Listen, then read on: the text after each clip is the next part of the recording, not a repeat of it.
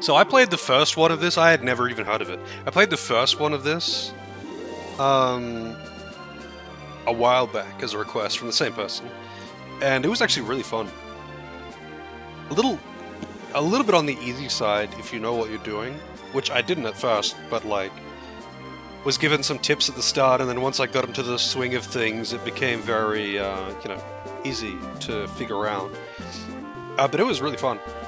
I feel like if I played this game as a kid, or the previous one at least, as a kid, I would have been absolutely fucking addicted to it, and I would have just gone like, you know, collecting every single weapon, all that kind of shit.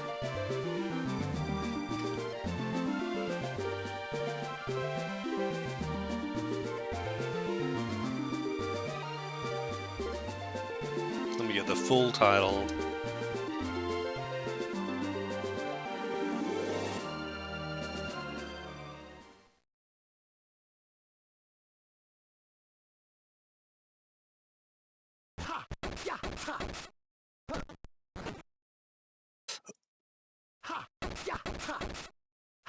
No music! Wow, 239 followers on Twitch. Amazing. Wait, why didn't that,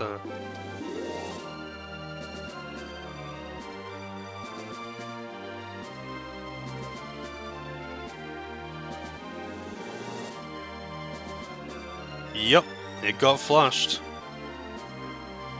I'm not grinding out the start of the level every time I want to die to a boss.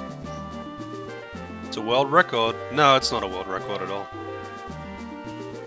I think the fastest the game has been flushed was, like, 40 minutes.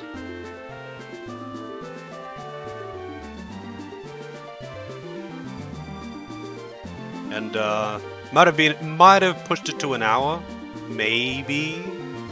But, yeah, it didn't take long. That was Armored Core.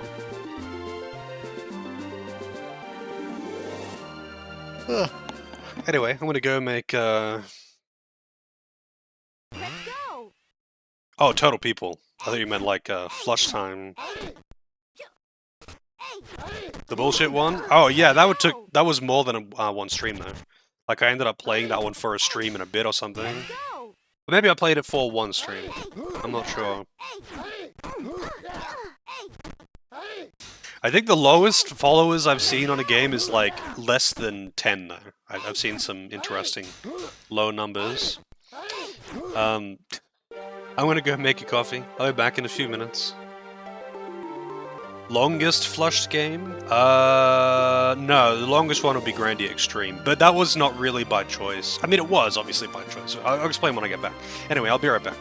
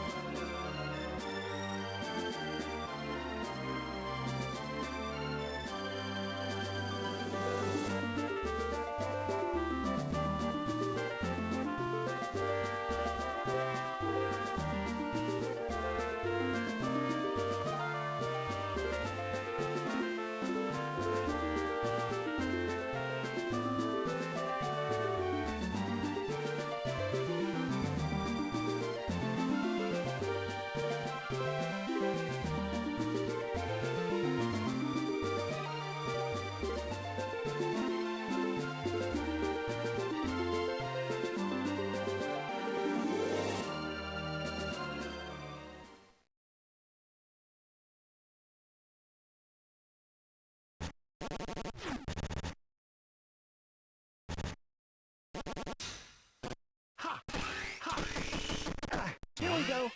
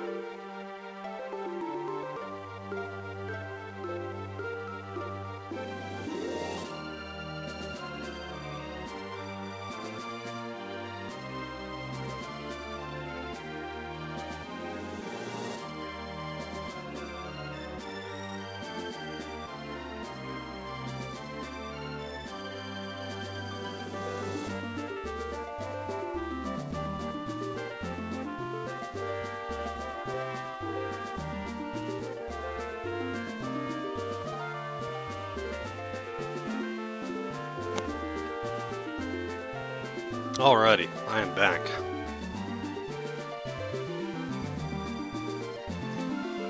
Let me just catch up.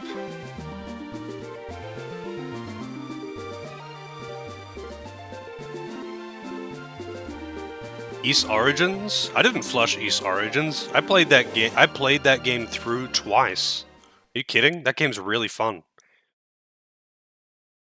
The longest game that I played before flushing it was actually probably Grandia Extreme, or maybe yeah, East 1, the entire East 1 I would have finished, but the hang on, this is actually really annoying. East 1 I would have finished, but the save file got corrupted. Or actually, the save file didn't get corrupted, but the game was crashing at a point where it was saved, so if I tried to load in, it would instantly crash. I played Kessen 3 for a few days before stopping it. Grandia Extreme, I actually played through all the way up to the final boss, but for kind of Gotham mechanics, I found that I would be unable to beat it unless I leveled up a different party. So basically, with that game, the gimmick for the final boss is that you kind of have to be using a specific party, but your backline party members don't actually gain experience, and I hadn't been using that particular party. And to get equipment for anyone that's like good, you have to steal it, which is using a different character that I also wasn't using. So in order for me to actually beat the final boss in that game, I would have needed to basically replay the whole fucking game again, and I was not doing that. That was a long game too, so I was really disappointed to drop that one. Yeah, so East 1 I dropped because it glitched out. I wasn't replaying the entire game again, because I was literally in the final dungeon. And my save file got fucked.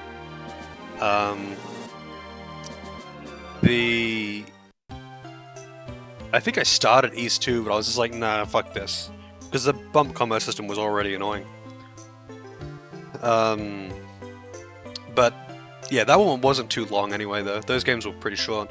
So, yeah, I don't have Resident Evil 2 Remake Center. So I'm just putting into the standby.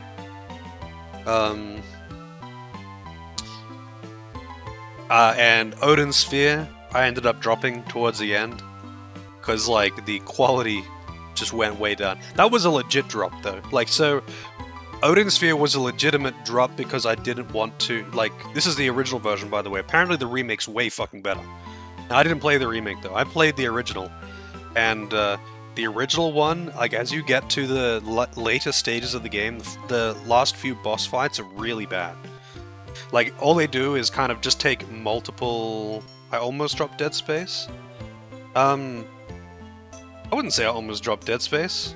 I was pretty over the annoying shit by the end, but I wasn't exactly on the verge of dropping it. I was talking a lot of shit about it, though. Just because I'm talking shit about a game doesn't mean I'm going to drop it.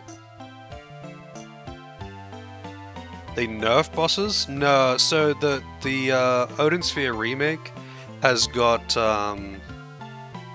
apparently just better boss design, better level design. It's got like more to it than just a simple flat space that loops around. Whereas Odin Sphere 1, like Odin Sphere the original, it's just like every area is exactly the same. It's just a flat surface that loops around. and the bosses are mostly fine. It's just that when you get towards the end of the game, rather than making like new bosses, they kind of just put multiple old bosses in the same room, and that means that some bosses can have, because they don't have AI to like fight together or something. It's just like, well, this boss is doing an attack that sucks you in, and this boss is doing an attack that forces you to run away. And it's like, well, I guess I just have to hope they don't do that at the same time, because that instantly kills you. And there's a lot of that in the end, and I'm just like, wow, I'm not dealing with that. But it's only like that at the end of the game. The rest of the game, like the first, I want to say like 3/4 of the game, is not like that. Because the bosses by themselves are fine. Like, the bosses individually are actually fine, and you know, there's always a counter to outmaneuver them. It's just that when you put them both together in the same room, sometimes they'll just coincidentally sync up abilities that give you no chance of escape. And that was the problem. And I was like, yeah, after dealing with that for a while, I was pretty over it. Yeah, so in the remake, apparently they don't do that though. Apparently the remake is much better, but obviously I wasn't playing the remake. I think the remake was on PS3 or PS4 or something.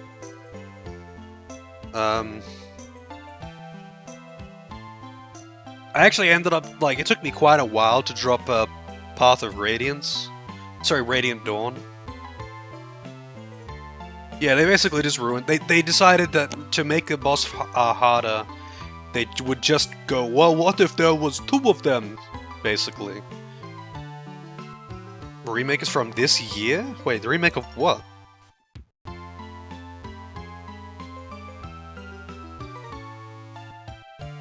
Oh, Dead Space. Yeah, yeah. I was talking about Odin Sphere, though. Apparently the remake of Dead Space is quite good. They, apparently the final boss fucking sucks in the remake, though. I was watching Toki play the remake of Dead Space, and apparently the final boss fucking sucks. Because he's just like ultra beefy and takes forever to kill, and his telegraphs are super wonky. So like, yeah, it's just like really long boss fight, no continues. So no continues, no checkpoints.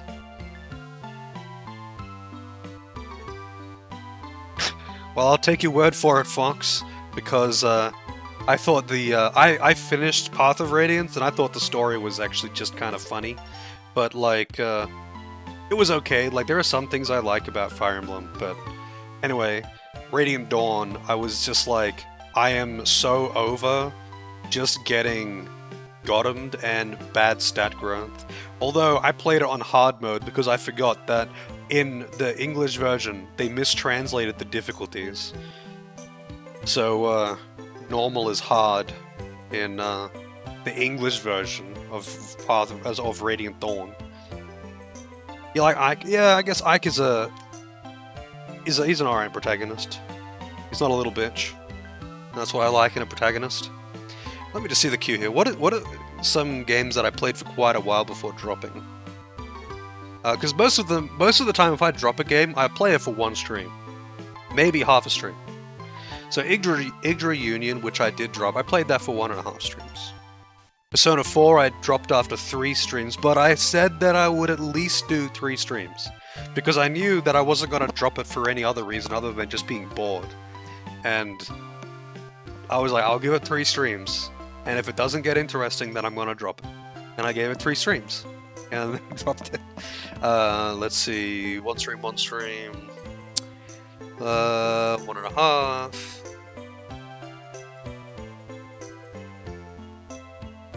I don't know how many days it was for Radiant Dawn, but it was actually quite a lot, because I was playing on hard. It took me a while to actually get to the end of the first quarter, like the first chapter, which was, I think, like 10 or something battles. So it was like 2 streams or something, maybe even more than that. Because one encounter can take so fucking long when you have to reset it a bunch of times due to Gotems. But yeah, I guess technically the fastest drop would have been,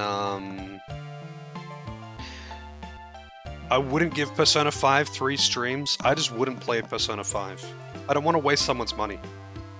Like, I know that I'm not going to enjoy it, and it's like, if for some miraculous reason I was going to be playing it, then I guess I would give it a couple of streams just to be absolutely certain, I guess. But it's being a game that I can't just emulate. Like, if someone wanted me to play that, they would have to buy it, and I don't want to waste someone's money like that. It's not a cheap game. I have not played any Yakuza games. I don't want to, though, honestly.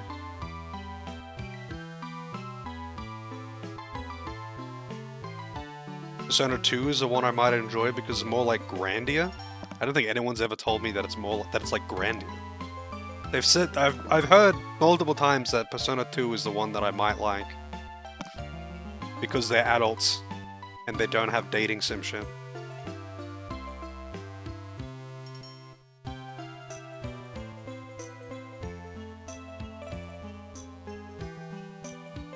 I saw a little bit of that Persona Tactica because Debuff was playing it, and I'm like, wow, this looks like fucking Disgaea or something. Everyone's a child for some reason.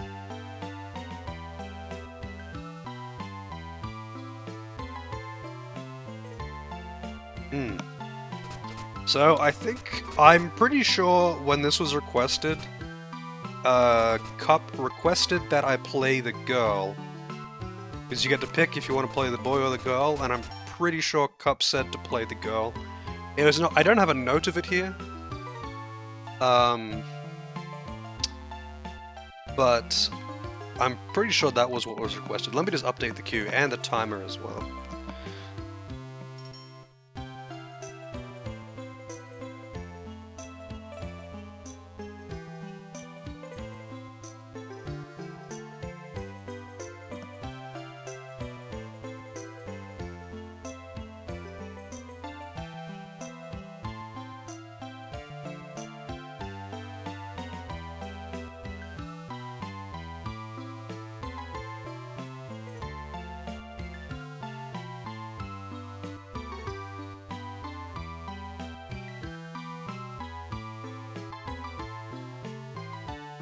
And I'll put this on the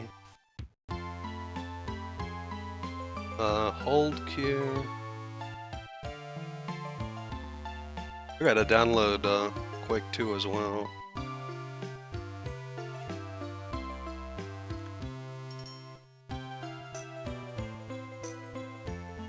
Sweet code and tactics. Sorry, I got to catch up chat here. Persona 2 your mom, I think. Yeah, apparently, I'm still like not really that interested though, just simply by virtue of it being Persona, honestly. Grab the quad damage.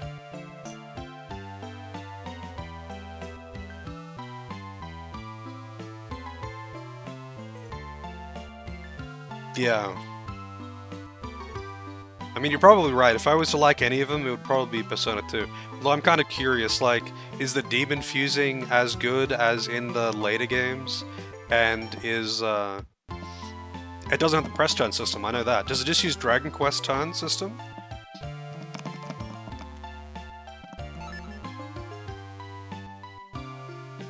Era! We've got a naming opportunity. Played an Etrian game? No, I haven't. I've played, the only dungeon crawler that I've played in recent time, actually the only one I can think of. I'm sure I've played more than one, but I don't think I ever owned one.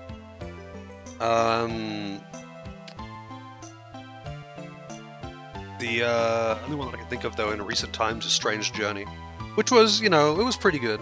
It's definitely probably the best story that I have had in an SMT game, but that's a low bar. SMT games are not really for their story. And it was kind of weirdly mixed, because generally speaking the combat was fine, but the boss design was so bad in Strange Journey. Every single boss was, after the first two bosses, every single boss was just a status gimmick, where it's like, either you couldn't be immune to it, or if you weren't, it was basically just praying. But for many of them, you couldn't be immune to their status gimmick, and it's like, well, guess I just have to hope it doesn't fuck me up.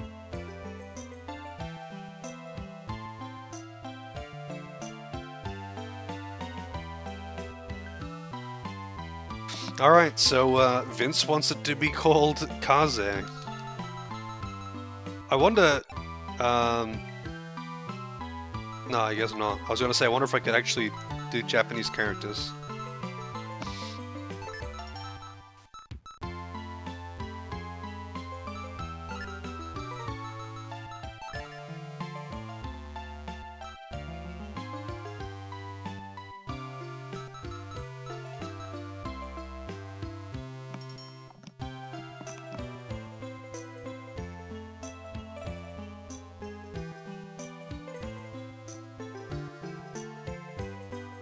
You were gonna do Doris? Well, I guess Doris is probably in bed or playing Slay the Spire right now. He's very addicted to Slay the Spire. I haven't been seeing as much of Doris lately.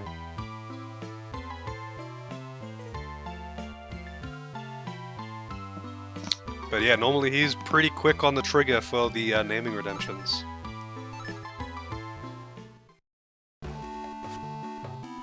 He loves his card games. I thought he would be all about Skull right now.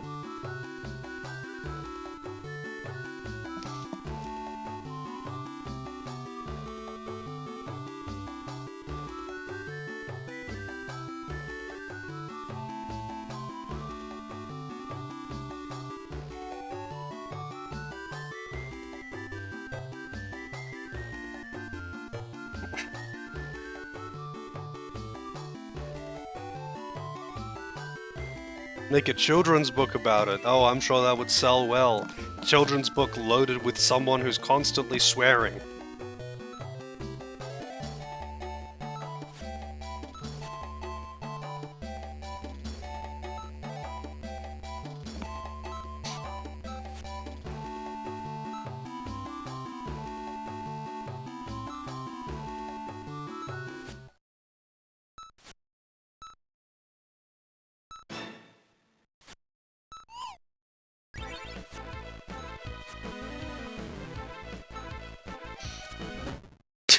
Slam.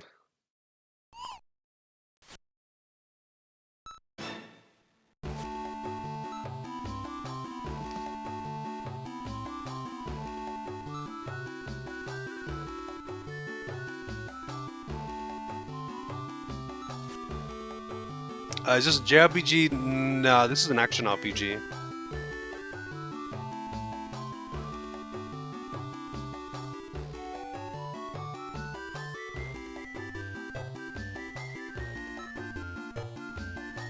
It's like a side-scrolling action RPG thing. It's pretty fun. You like kind of craft different types of weapons to do action combat with, and there's sort of almost rock paper scissors elements, but you more or less specialize in a weapon of your choice. Or at least that's how it was in the first game. So I'm curious how this one is compared to it. But you know, this is back in the era of sequels were usually the exact same fucking thing, because they were released in the same year as the predecessor, and they were usually like basically the same engine with a new campaign.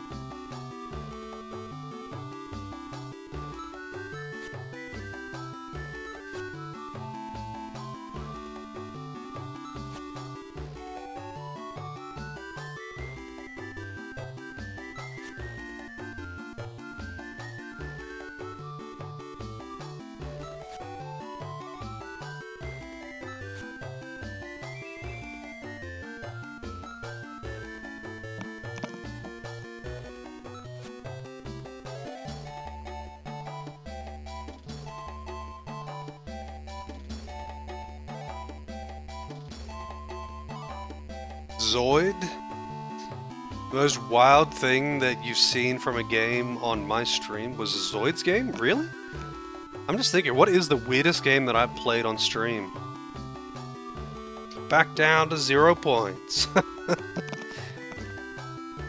That's how it goes. Did you not like her default name?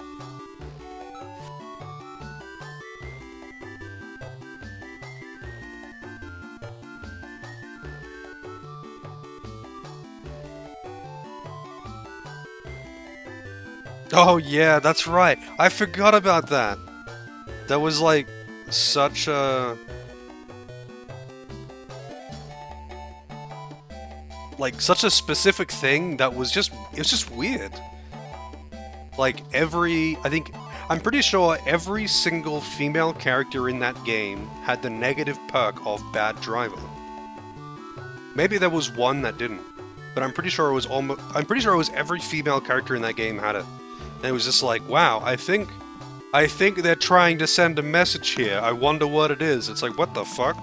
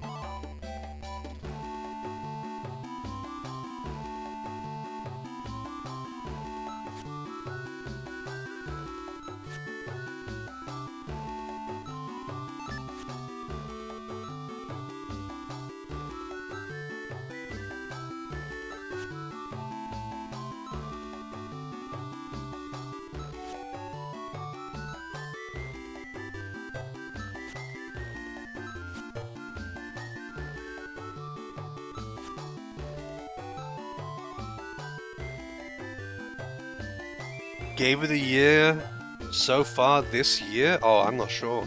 I would need to check what the first game I played this year was.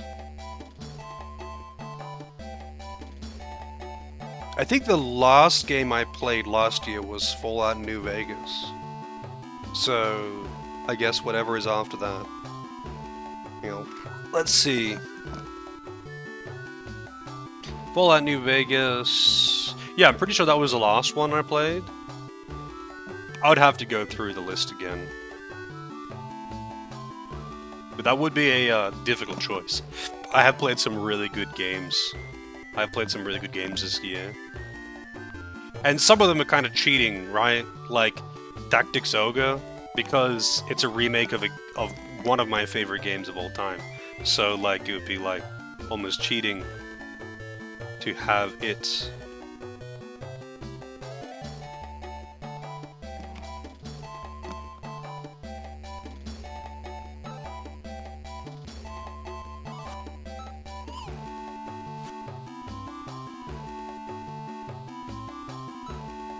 It's also very difficult to compare some games to other games, right?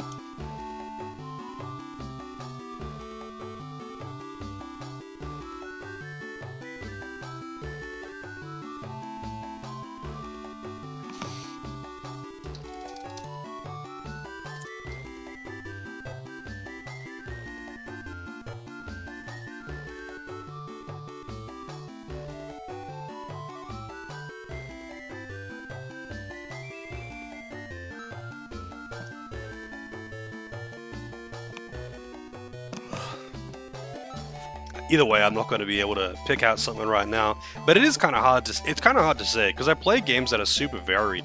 So like Crosscode was really cool, but like it's kind of hard to compare that to something like Cultist Simulator, which was really interesting. It's just so different that it couldn't be like, oh yeah, this is just a better game. I mean, some cases you can, even if it's vastly different, you could say, yeah, I enjoyed this one a lot more. But yeah, it's kind of one of those things where if I was comparing only RPGs to RPGs, then yeah, sure. But it's kind of hard to compare an RPG to an action platformer or something, right?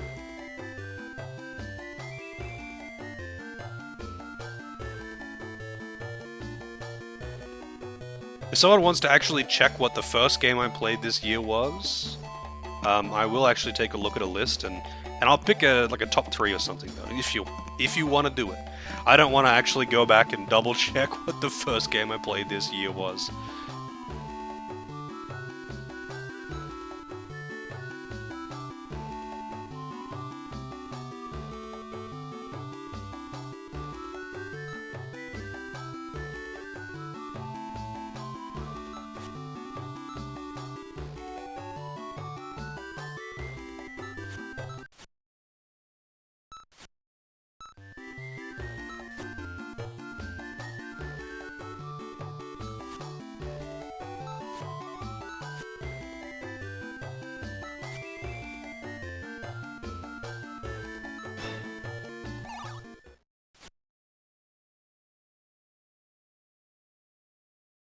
Well, I think Fallout New Vegas was the last one. It would have been around that time. Because I know I was playing Fallout New Vegas when people were talking about best game of the year last time. Also, like, is it including games that I have played off stream this year as well? Like, I played Elden Ring and Red Dead Redemption 2 off stream this year.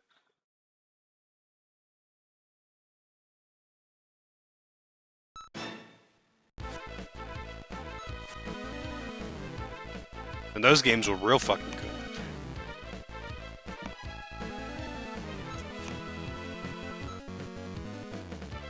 Was Hell Night on Halloween? I'm not sure, actually.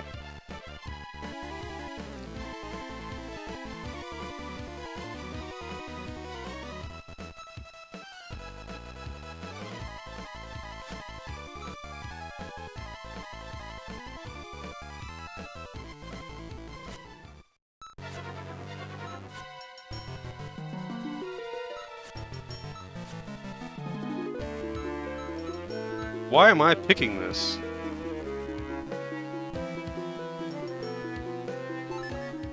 Devil Girl. Why?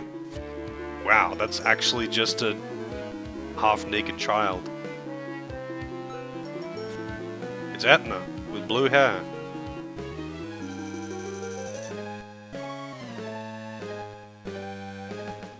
Yeah, time flies, Era. Time fucking flies.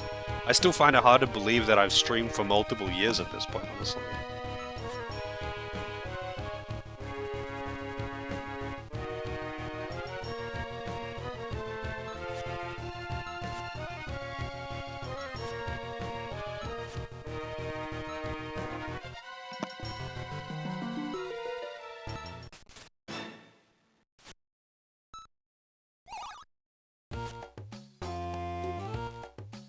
It's Umbreon, but a rabbit. Rampage Rabbit. Oh shit. Oh, you're right. I didn't change the timer. My bad. I opened up the thing. Didn't change it. Timers.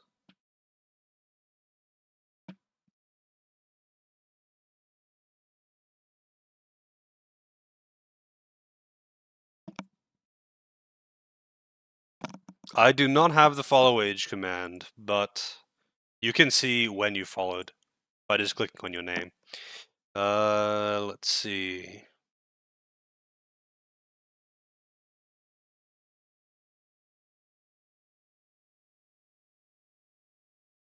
Summon Night Swordcraft Story 2 was requested by Cupnoodles. Right? I'm pretty sure it's Cupnoodles. I always say I always second guess myself. It is Cupnoodles. But I always second guess myself when I'm putting in the name. Because I got it wrong like once. Literally once. And now I can't help myself.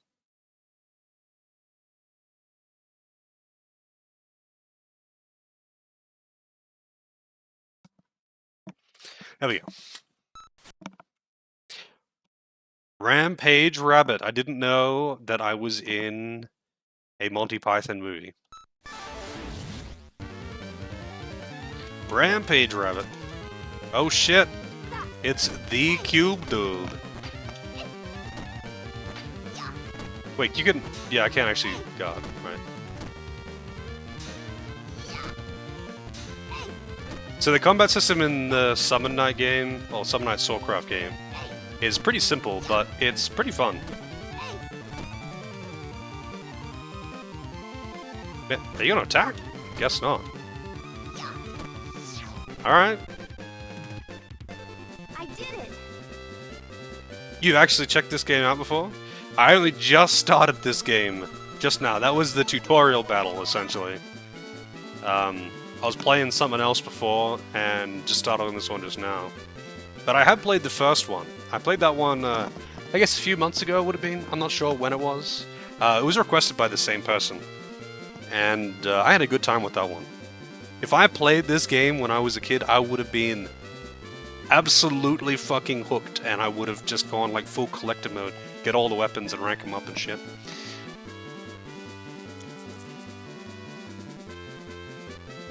Alright, I forget how I was distributing my stats. I think I just did basically across the board fairly even.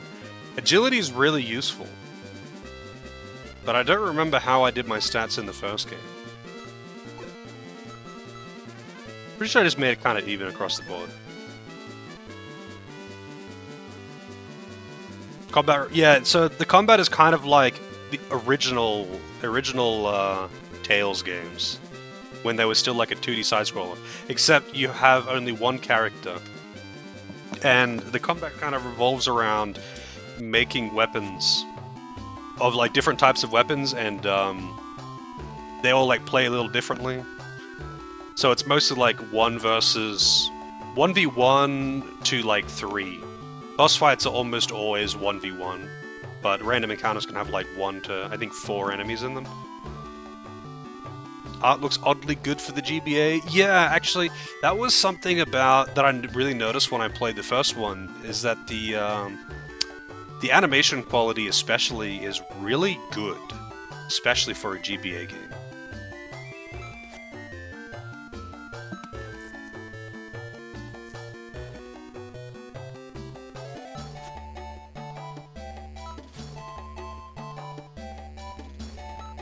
Wow. She takes it everywhere, even when she needs to piss. Why would you take your hammer with you to piss?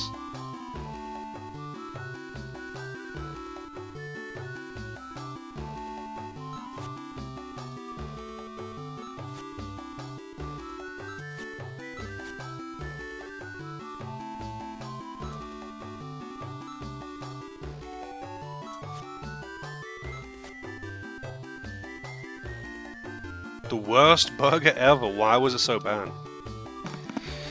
GBA is secretly Nintendo's best machine? I mean, there is a lot of really good gems on the GBA. I don't know if I would say it's their best machine. It's hard to say what their best machine is, because they've got several really good systems. But the GBA has got a lot of fucking good games on it. Tasted like they doused it in pepper. Maybe the person cooking it, like when they were sprinkling some salt and pepper on it, maybe the lid broke off. And they tried to scrape off the pepper, right? But obviously they didn't get all of it off.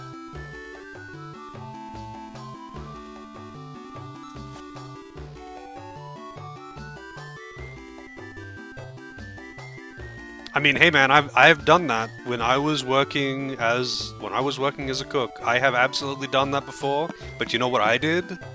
I just chucked it and just cooked a new patty. It's like, well, sorry, dude, your thing is going. Actually, it wasn't a patty, because I never did burgers.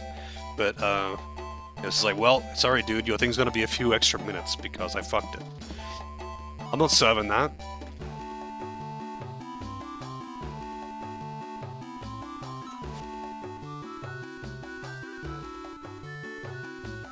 There are some, but anyway, going back to the GBA, there are some really good titles on the GBA that most people haven't fucking heard of. I mean, there are some of them that are like, you know, coming to light, and more and more people are learning about them. Like, say, Golden Sun. Like, Golden Sun is really good, and so few people had even heard of it back in the day. And over time, you know, it's kind of getting notoriety, and more people are going back and playing it. But it's like a shame, you know, that it didn't happen. They didn't get that popularity when it was current. Because that would have given the developer a lot more of a leg up, you know?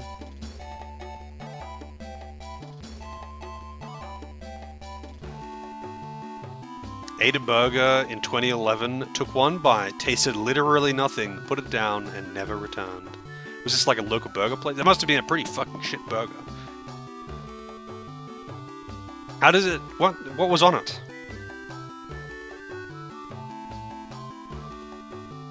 I mean, Golden Sun isn't really under the radar anymore, I would say. I think it's got enough, like, post-release notoriety at this point for people to know about Golden Sun. Even if people haven't played it, they seem to know about it. because, you know, it's well liked and people talk about it. But it didn't have that when it came out. Like, when it came out, no one fucking knew about it. It was just another GBA title, and people always had very, very low expectations of handheld games. Nowadays, people definitely are more aware of it. And I wouldn't say it's underrated, because it's rated highly. It's just that it's rated highly by a small crowd. But it is a really good game.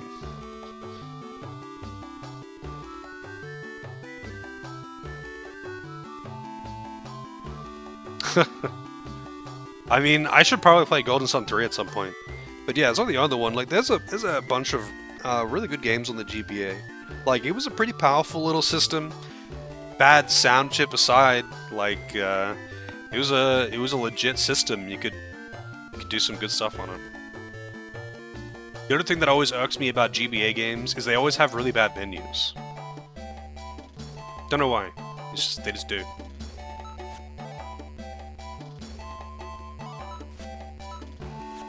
I already hate this character.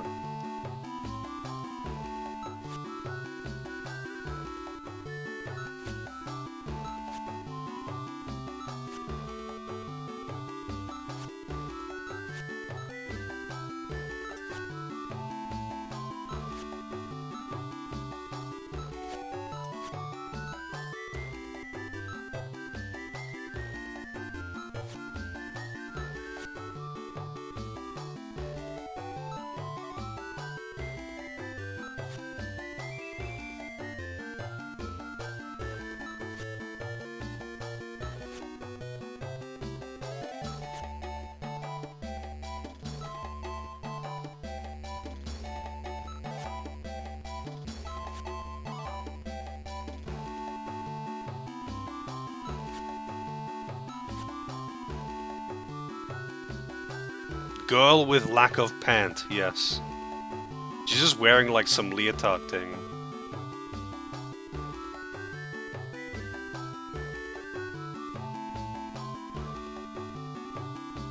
Yeah, the Sonic Advance games, they were actually really fun. Sonic Advance 2, I think, was the one that I played the shit out of. And it had connectivity to the GameCube Sonic Adventure games, so you could like put your chows in it.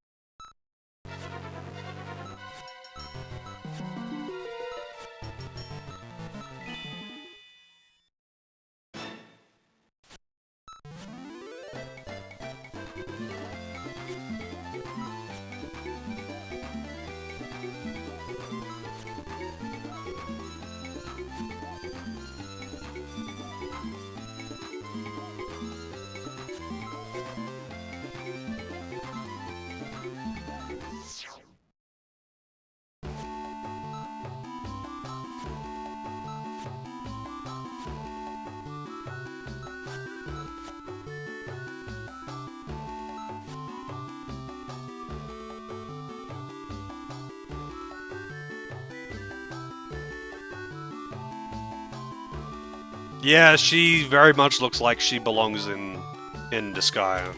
It's just Etna with blue hair.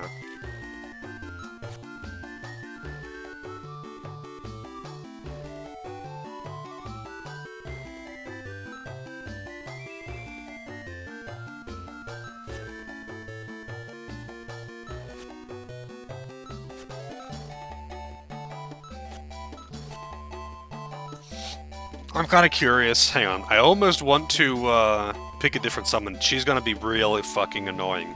Let me just see. Summon Knight Swordcraft 2. Starting summon. 4 summon creatures.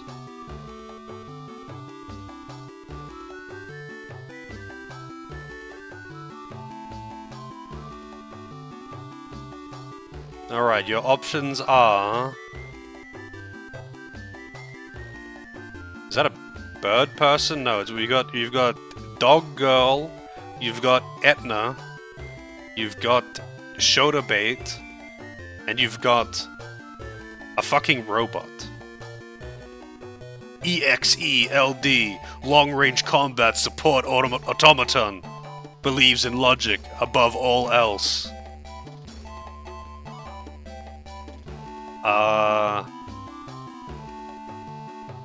I'm restarting. I'm getting the robot. Sorry, but I'm getting the robot. New game. Here we go. I'm just gonna master the dialogue real quick though, so I'll catch up in like a few minutes.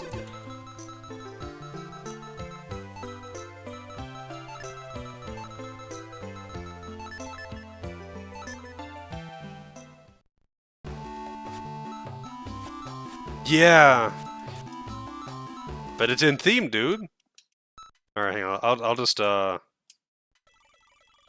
fast forward through. All right, here we go.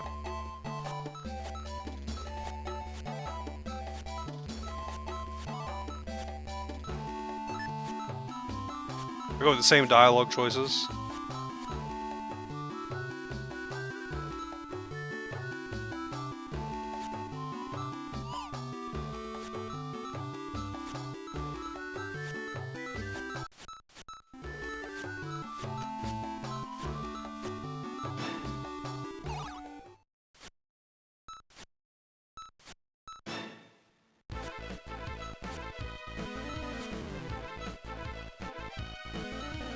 My house used to be in that direction.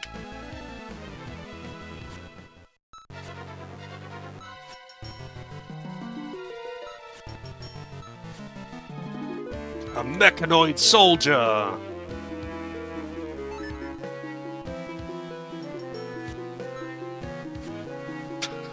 It just seems so out of place. The other three are just like cutesy children characters, and then you've got giant fucking mecha robot thing.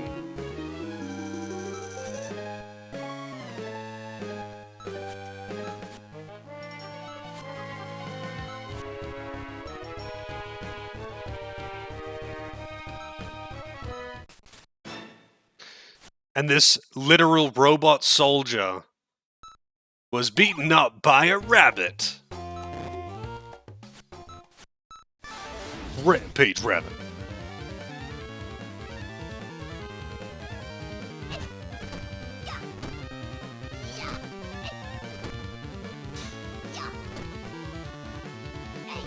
Damn it.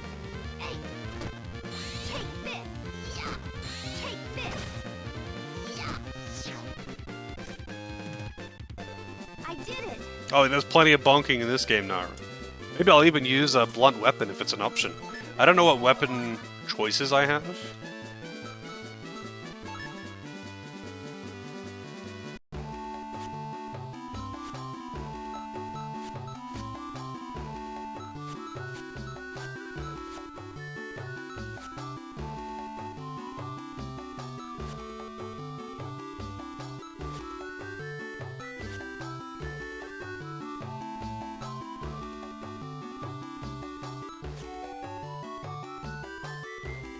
$260 days ago. The war 260 days ago. Wait, so this thing's actually a summon? It's not just a robot? It's a magical creature? Can't take a lolly? I don't want, like, I actually don't care that it's a lolly. I care more that it's like this smug, arrogant character that will talk to you constantly, right? Because it's your constant companion in the first game anyway. Your summon creature is your constant companion. They'll chime in on everything that ever happens. And I don't really want it to be an annoying character. I'd rather it be a lame character than an annoying character.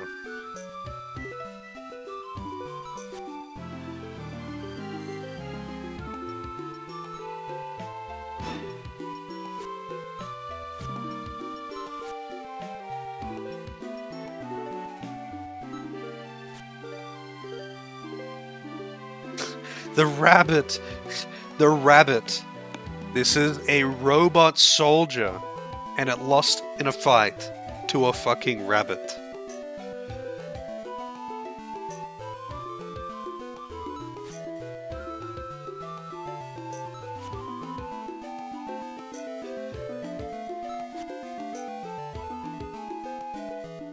Fight through cables, yeah, okay.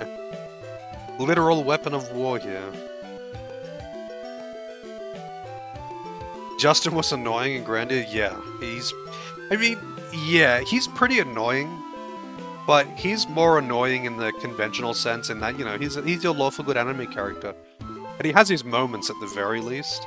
I wouldn't say that the characters in Grandia are great, but they don't have Rap is kind of borderline, right?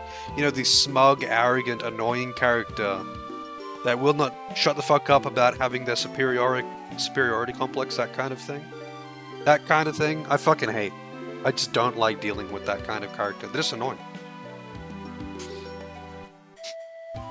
Just an emote. It's funny, actually, there's a few people that I've seen who have a bunch of Grandia emotes. But then you talk to other people and they don't know what the game is.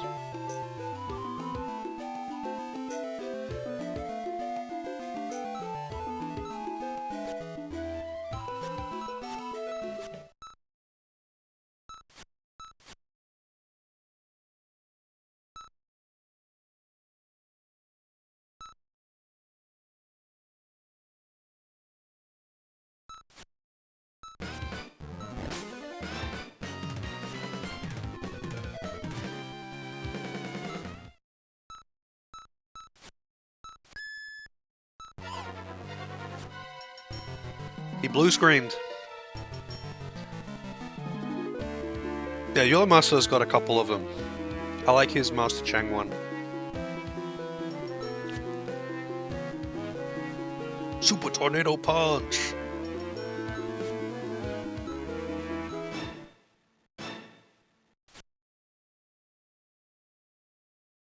Dongling! I don't think that's the sound that they wanted here.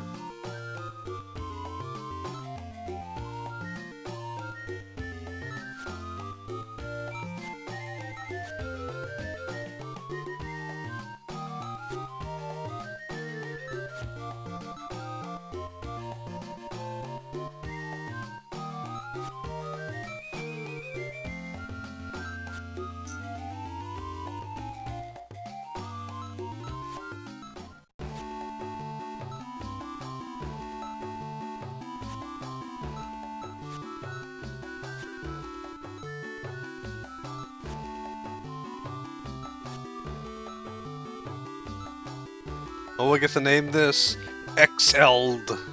Anyone want to name this one?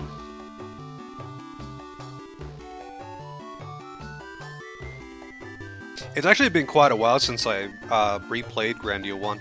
That is a game that I always end up replaying every couple years. And I played the HD version on stream. Doris. With a 1 though. Okay, I can do that.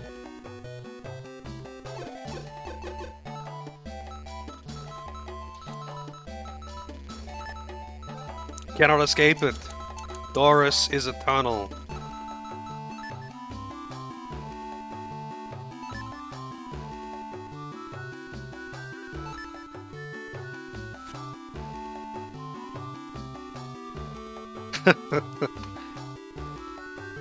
It's eternal. There's always gotta be someone named Doris.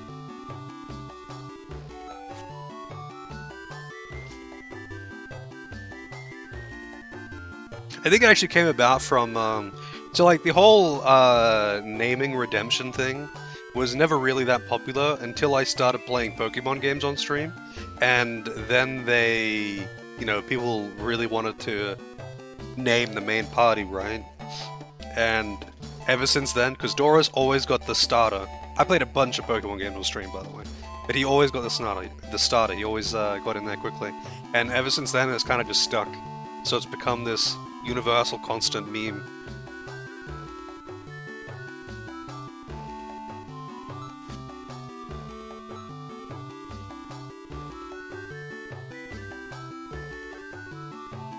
Name the Snorlax buffet.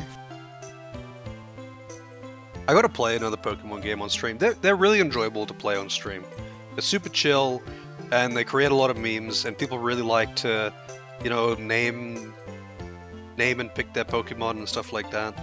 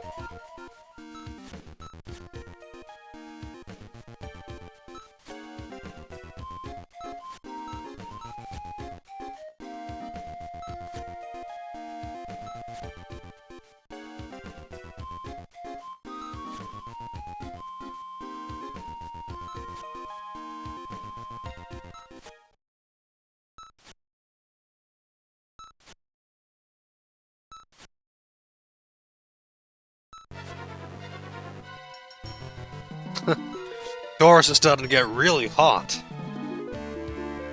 Do with that information what you will.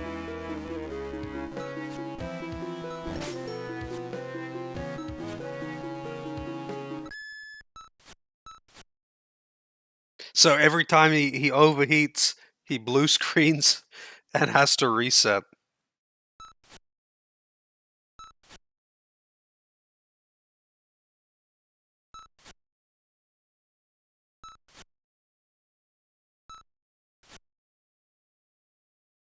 Dong Dling.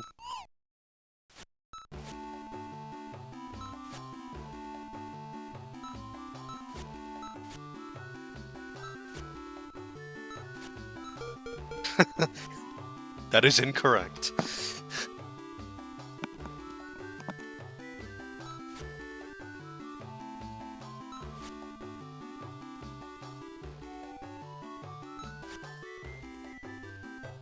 I'm unsure though, if I was to play a Pokemon game again, I'm unsure which one I would play. Just cause like, I've played... I think I played most of the mainline ones on stream. Like, I played all the ones that I hadn't already played. And replayed some that I had already played. So I would just be replaying one that I've already played before.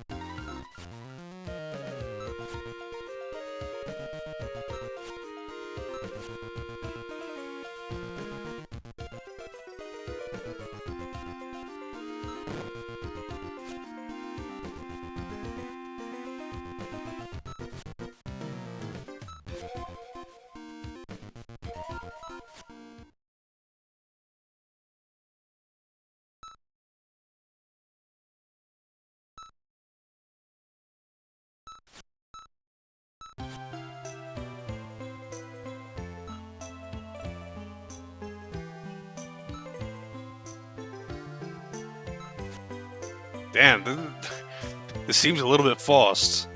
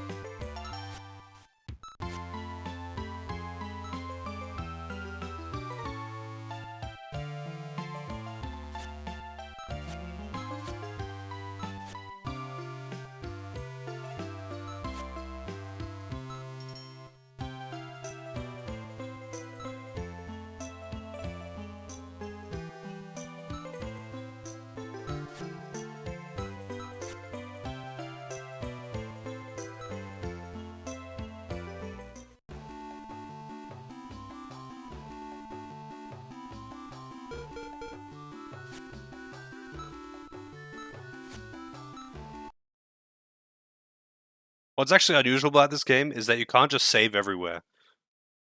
Most games on handhelds tend to just let you save wherever you want.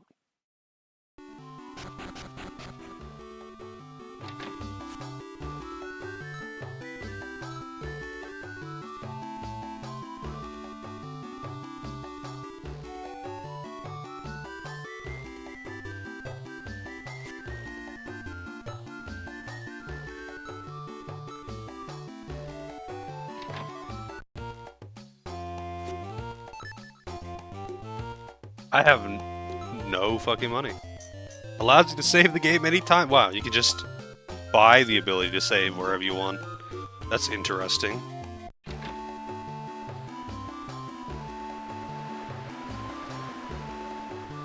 I wonder if you need to do that though, or if that's just a convenience thing to have in your back pocket.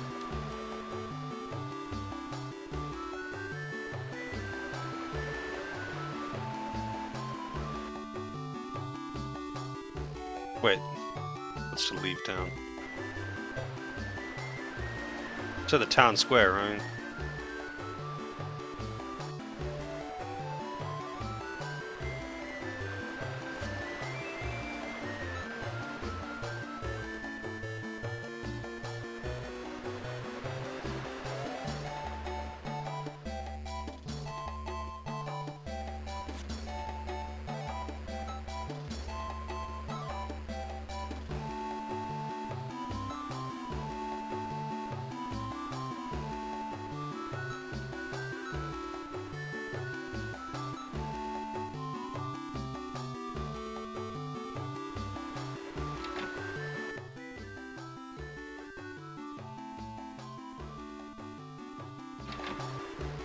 Hmm.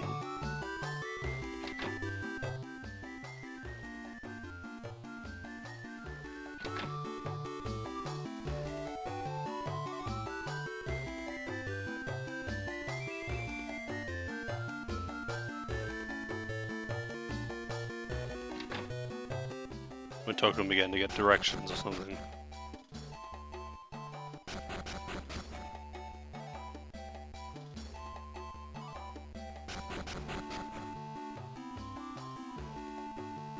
What are there footprints on the bed?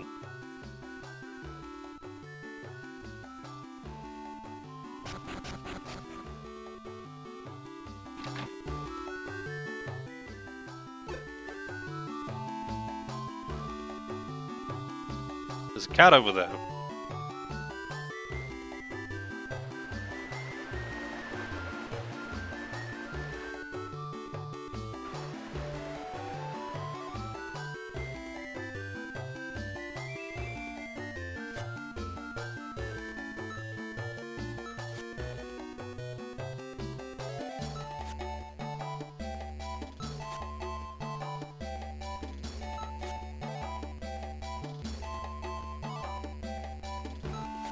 Why is summoners in full caps?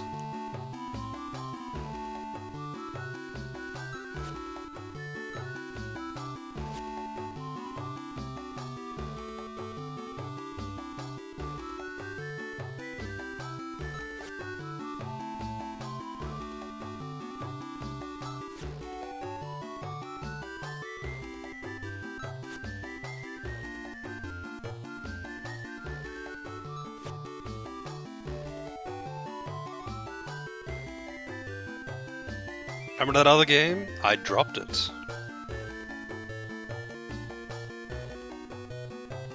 I didn't feel like dealing with... Oh, you died twice. Go back to start of game.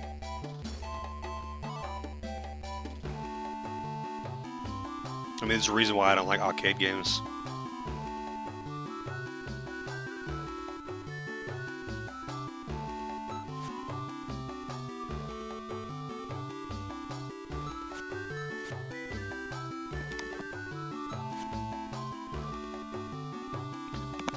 Can't match the high-octane jet action. Nope, it cannot.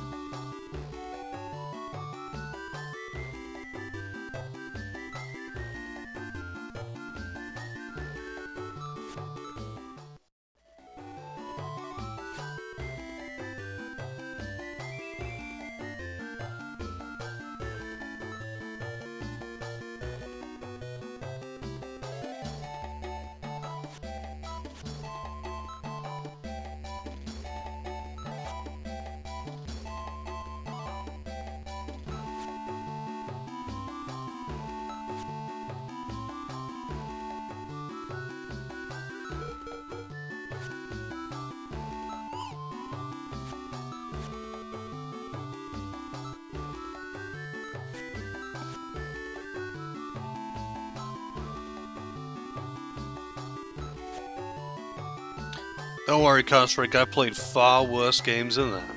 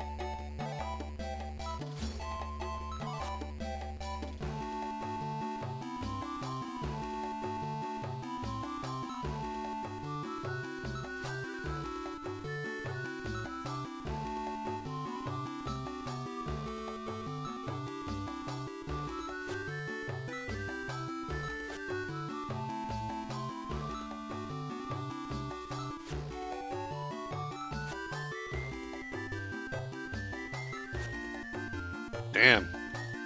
That's some heavily implied titty flashing that you don't see because this is a children's game.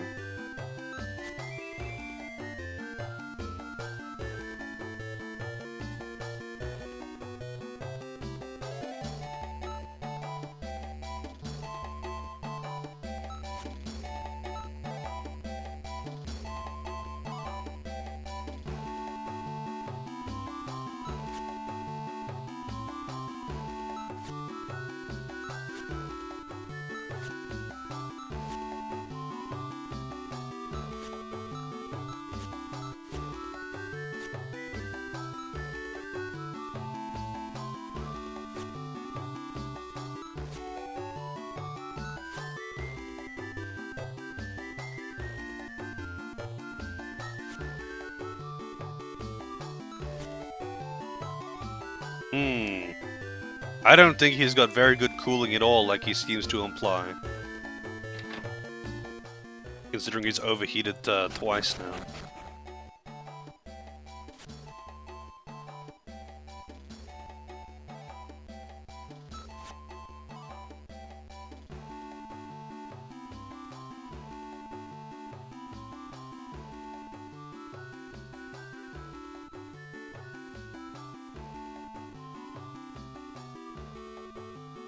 A zinger? I'm assuming he's talking about KFC. KFC does burgers everywhere other than America, and their most popular burger is a zinger burger.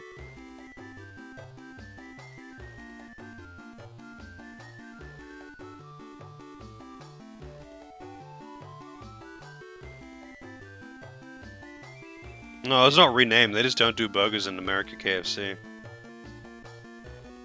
Or at least, they didn't until very recently, if they do it now.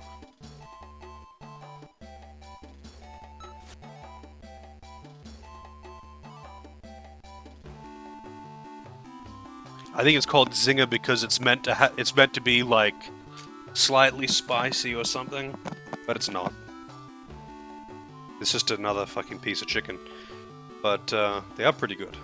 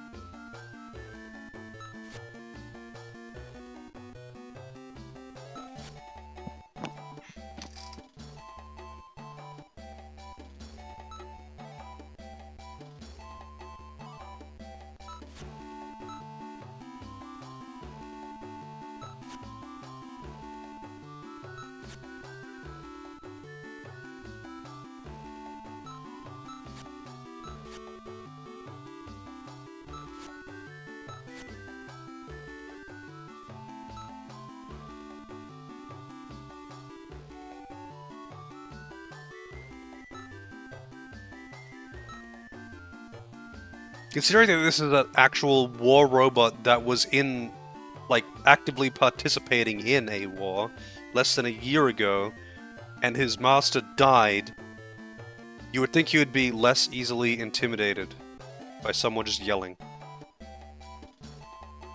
And he also probably wouldn't be afraid of, like, wildlife.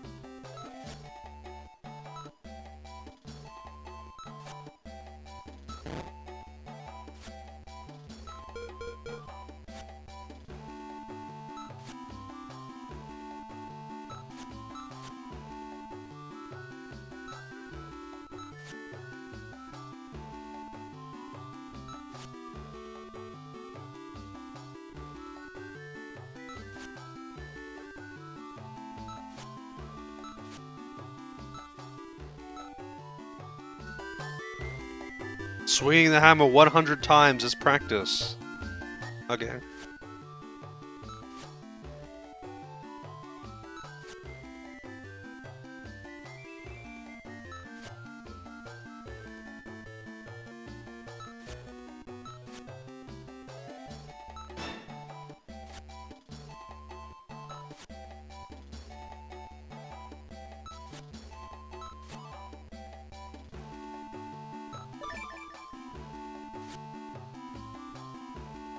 Sword, axe, spear, knuckle, and drill. So I think I mostly use drills and swords. I didn't really like axes. And spears were okay sometimes, but they're very, very slow. Very safe, but slow.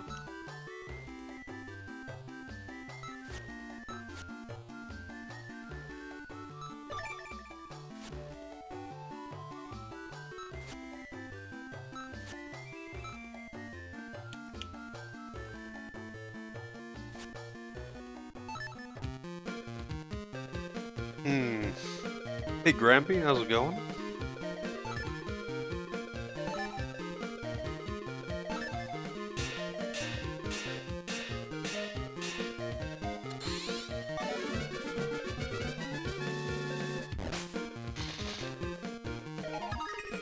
Amateur knife, damn.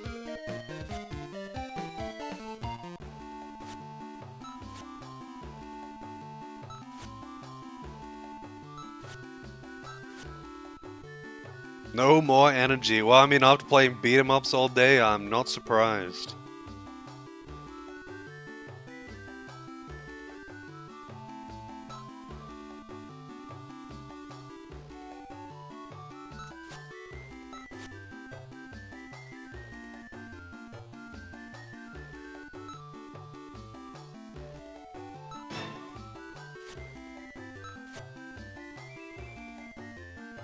Hey Driftwood, how's it going?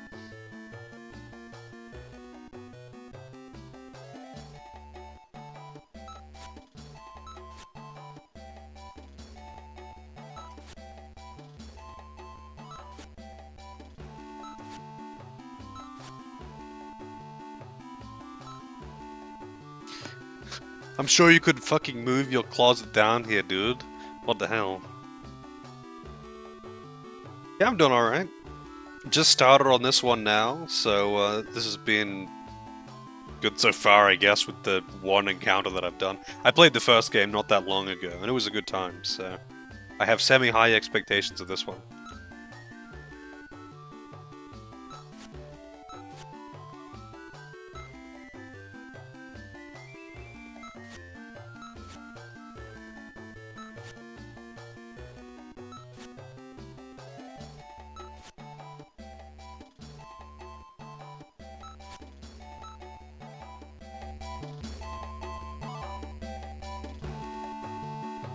Bruised and battered from the mosh pit. Was it worth? Was it really worth? I'm more of a... funnily enough, I listen to a lot of music, but I don't really like live music, so I don't really like going to concerts. As interesting as it is to see the show, I actually prefer listening to recordings, because it's like, you know, it's cleaner and I can comfortably do it with headphones and such. I care about that that audio clarity. Well, the YouTube's it's actually a pretty recent thing, Grampy. I just have it for basically a VOD archive of my completed games. If you ever, sorry, if you miss a game that I've played, and you wanted to see the VODs, that's where you'll find it. I only just recently started archiving my my VODs though, both on Twitch and on YouTube, which is kind of a shame because I had already done like, you know, fucking 200 games before I started doing it, because I didn't realize you could easily do it. Like, I didn't realize you could actually just link the two accounts and upload them directly without having to save it locally or record it yourself and edit it down. Yeah, I didn't realize you could do that so easily, so I just didn't in the past. If I knew, I would have. And I appreciate the follow too. It lets me. I think you need to have like a certain amount of followers or subs or whatever before you can do certain things. I forget what it was. There was some kind of limitation, like posting links in your info and stuff like that. You couldn't do that unless you had a certain amount of subs or something like that.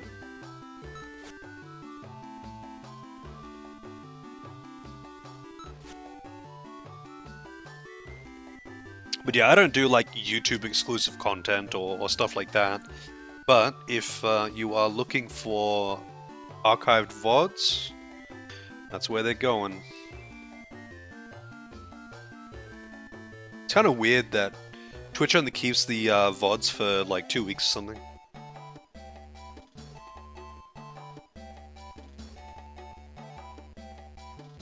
Yeah, like I understand people wanting to see live performances and shows and whatnot, and it's interesting to see that, but I'm not that interested in seeing the show. It's like the same thing with like I'm not really interested in getting to know the band members as much as I do really enjoy listening to music. I I don't really care about the. I mean, I shouldn't say I don't care about the artist. I don't wish ill will on them, but I don't care about their personal life. I don't really want to get to know them or something. I am very much interested. If it's an artist that I like, I'm very much interested to hear all their work and know what they've done and stuff like that. But I don't care what they had for breakfast, and I don't really care to see them on stage to do it. I suppose, like, learning of their creative process could be interesting if it's someone who you are really, really interested in, like a musician who's done a lot of work, like Frank Zappa or something. It'd be interesting to, like, learn about their creative process. But that's about as far as it goes for me. I don't get why people obsess so much over celebrities.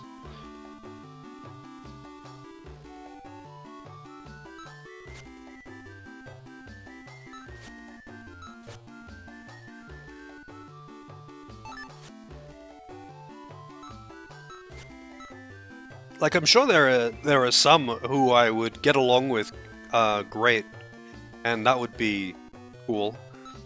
But I certainly wouldn't be like, holy shit, it's musician that I like. It's I don't know. It's Michael Jackson. Holy shit, I gotta go say hi to Michael Jackson, dude. He's my hero because he makes a bunch of great music or made a bunch of great music. Like, I'll be like, oh, cool. I know who that is. I'm not going to bother them because I'm not a dick.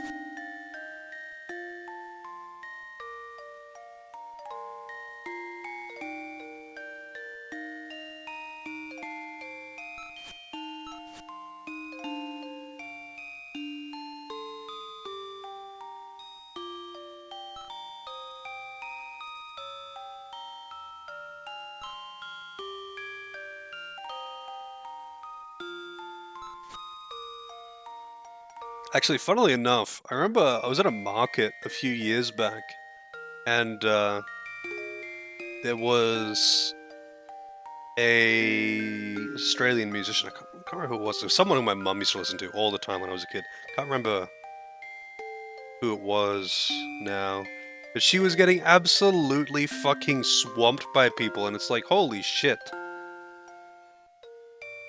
That, like, dude, just leave them alone. Like, they're trying to shop. They're trying to do normal person shit.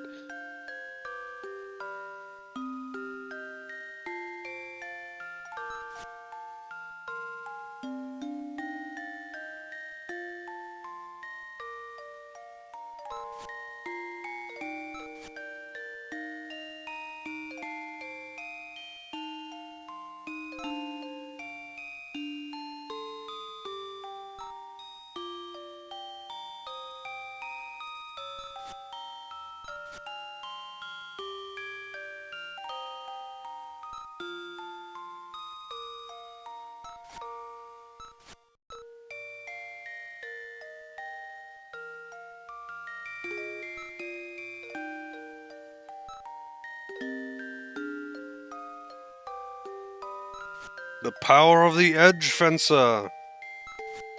I wonder if the max rank that the edge fencer can get would be edgelord.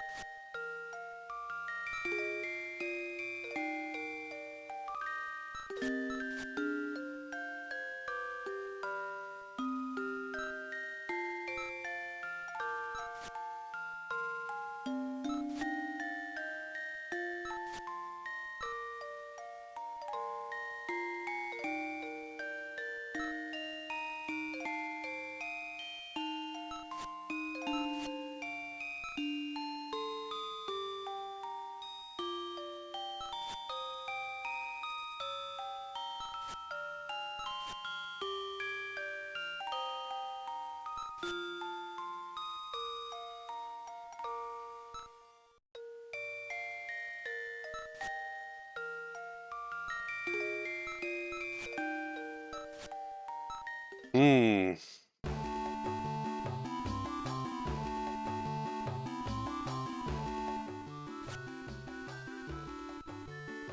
Yeah, like, there's a time and a place.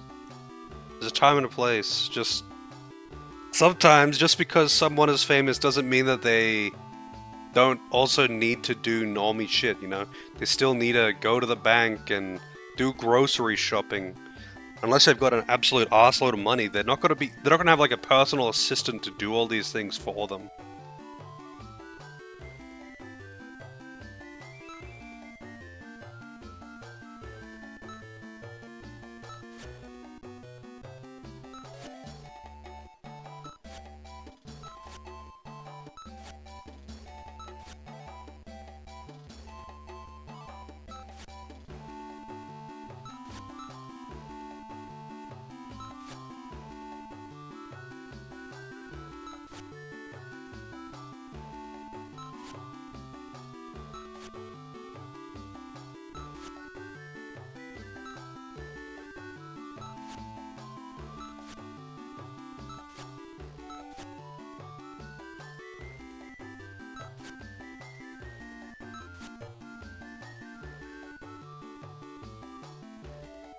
Not working? No, we got flushed.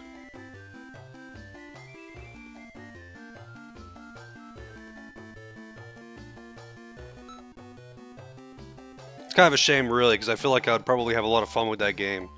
But I am not fucking restarting the whole fuck game every time I die because of a shitty live system. I've said it once and I'll say it again.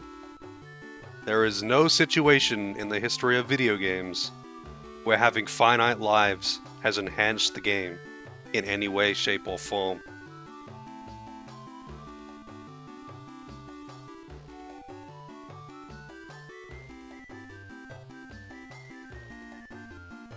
Yeah, exactly.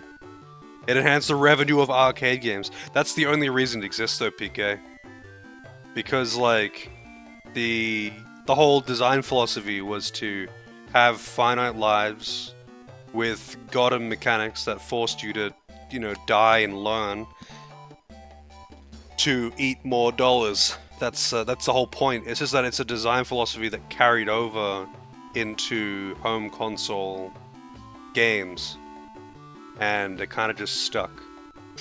But on a home console, all it does is make it really tedious. It doesn't make it harder at all. It just makes it really, really tedious.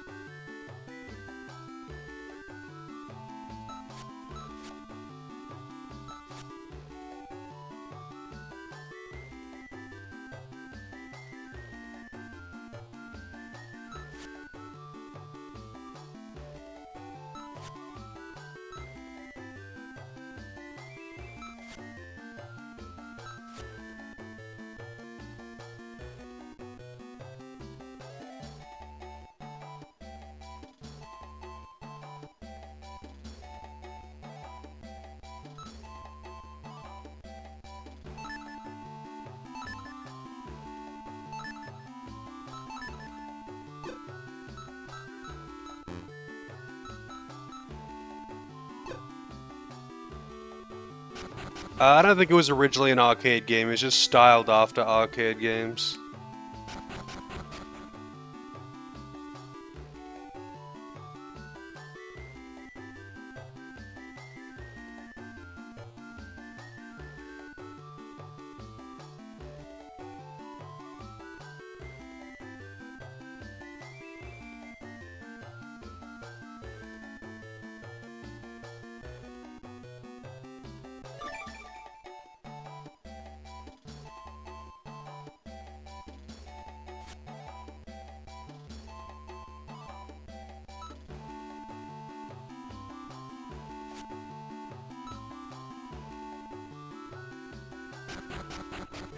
Yeah, so it's just got the levels are quite long, night, and I mean, it's not super easy to die, or at least not in the early game. But if you die, you go back to a checkpoint. But if you die twice, you go back to the start of the level. But the bosses are at the end. Obviously, there's a boss at the end of the levels, and the bosses are kind of gimmicky. So it's very much a case of you're gonna die to the bosses a couple times before you learn the mechanics for the most part.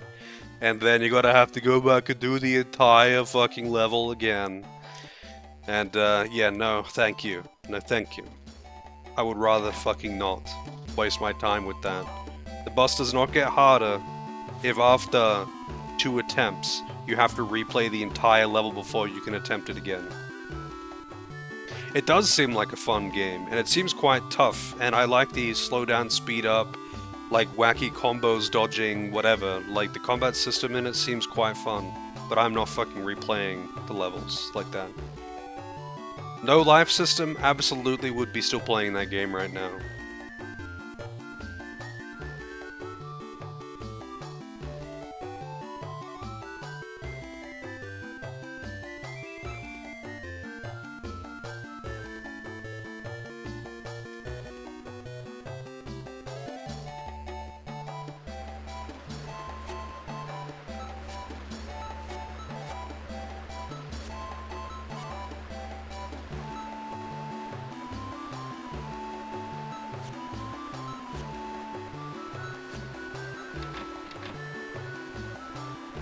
I played the GameCube version.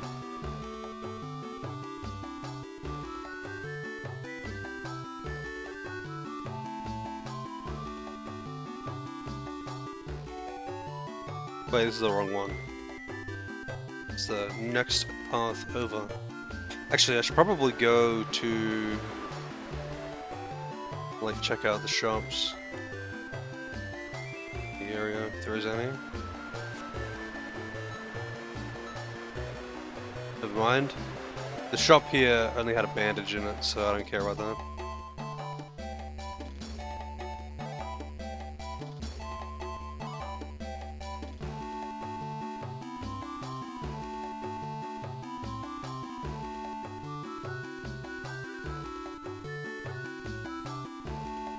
Is this not where I needed to go? Guess not.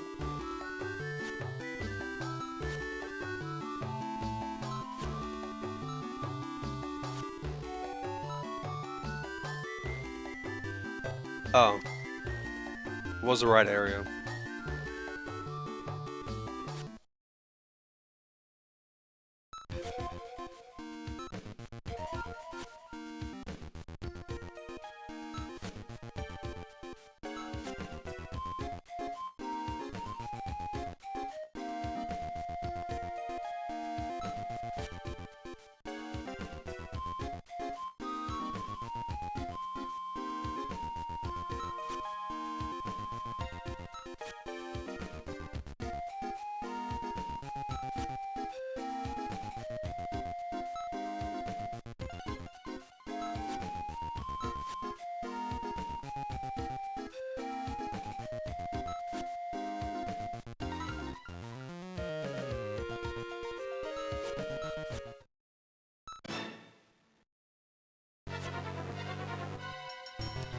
Who the fuck is this guy? Yeah, I have no idea. Was it originally on GameCube or PS2?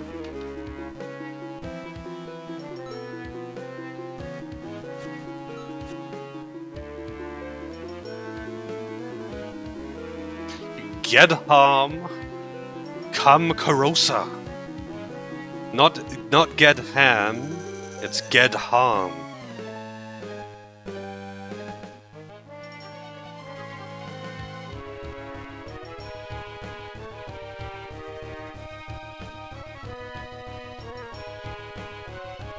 It was originally on the GameCube. Was it just released on both at the same time?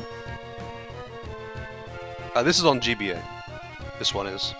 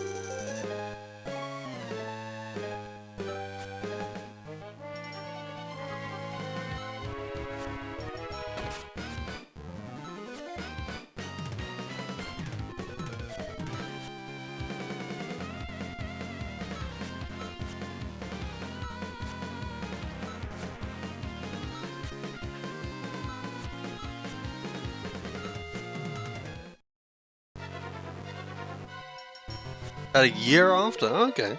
Interesting. Kind of weird considering it's Capcom. It's Capcom, right? Like, didn't they do predominantly PlayStation stuff at the time, like with DMC, etc.?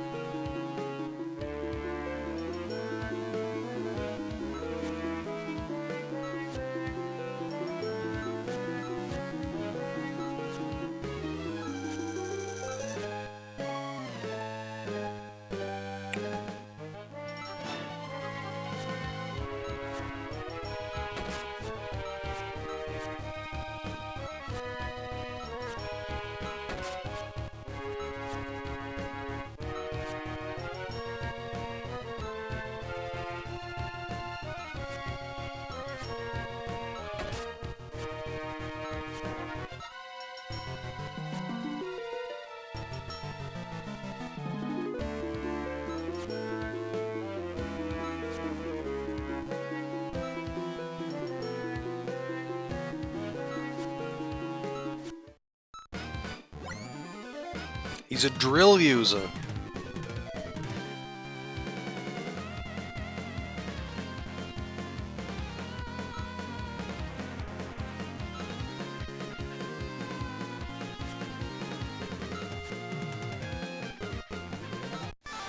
I gotta fight a drill! It's a Mega Man character right here.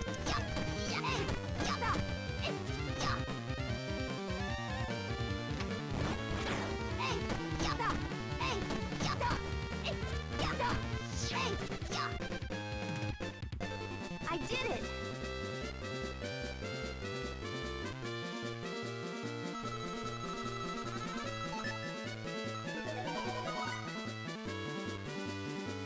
Doris, level up!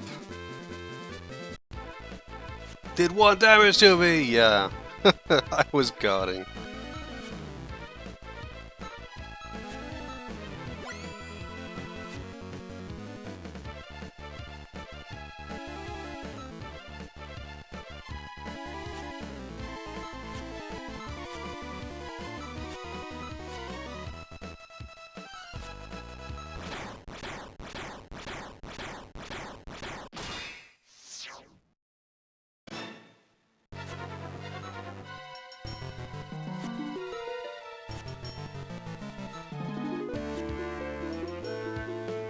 Apparently your best friend was also a furry. Who knew?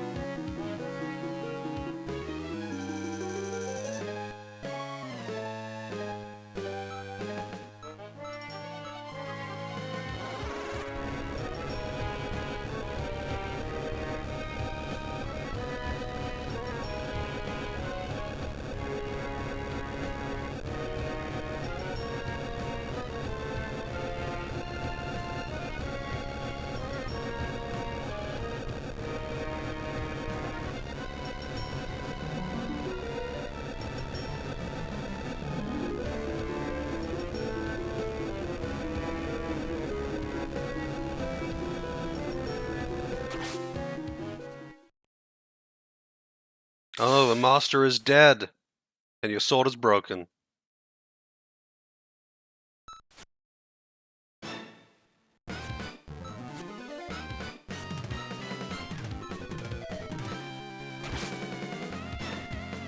Then you go Super Saiyan, okay. The mono shift.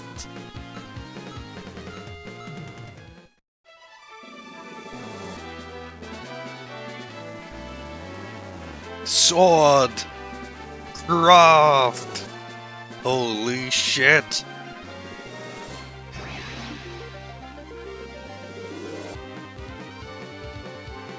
That just got so fucking dramatic so quickly. Your friend is actually an evil furry, and then you turn into a Super Saiyan!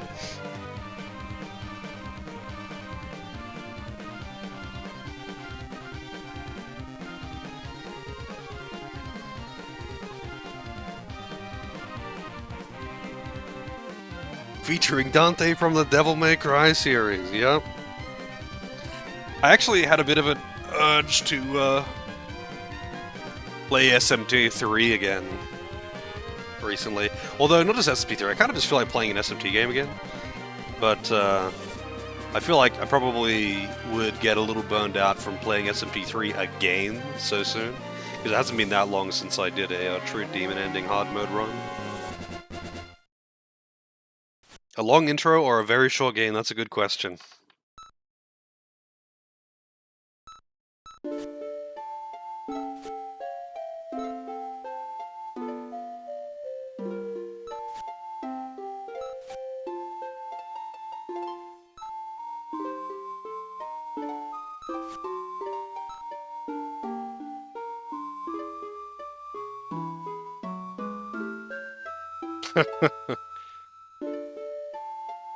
I mean, the queue is moving really fast, actually. The queue has been moving very fast in recent history. Like, right now... Like, I'm actually surprised that I reached this one so quickly, because it really wasn't that long ago that I played the first game, which was Cupnoodles. But, you know, there's a reason why it's moving so fast. There's a couple that I haven't been able to play, so they're on hold. There's a couple that I skipped. And there's also just been a bunch of short games. But yeah.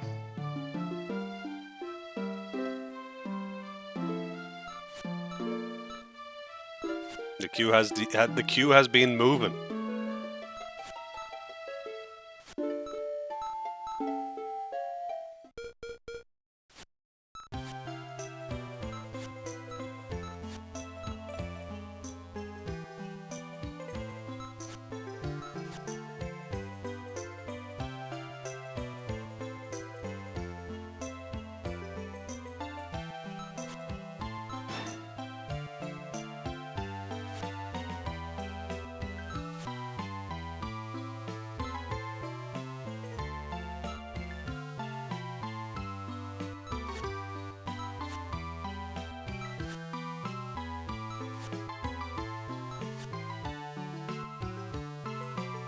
It almost seems weird having my name on a female character, a child no less.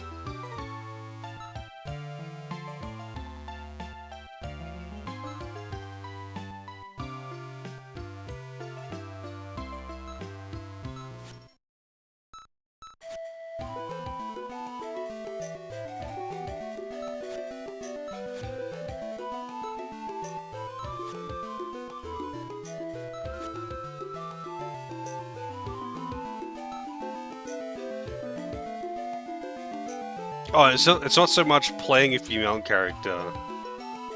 It's using my name on a female character. It just seems weird.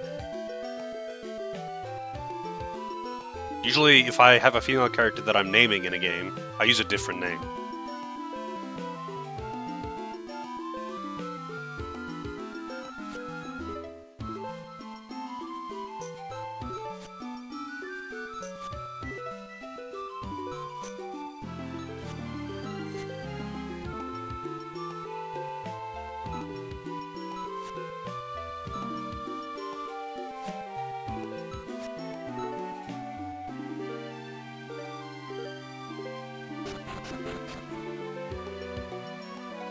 Although, wait, which Disgaea has a female main character? I've only played 1 and 2, and both of them have a male main character. I mean, you could argue that in Disgaea 2, that the girl, whatever her name is the main character, but the main character is the monk guy, right? He's the one that you actually control as the main character. Oh, right, in your save file you had a priest named after me. It's kind of funny, I just don't really use mages not mages, sorry, priests in Disgaea. I don't bother. I just go with mages and fighters and whatnot and just kill things. Because healers suck to level up. It's so painful to level them. That's the only reason why. It's not that I dislike having healing. It's that healers are just too much of a hassle to level, so I don't bother.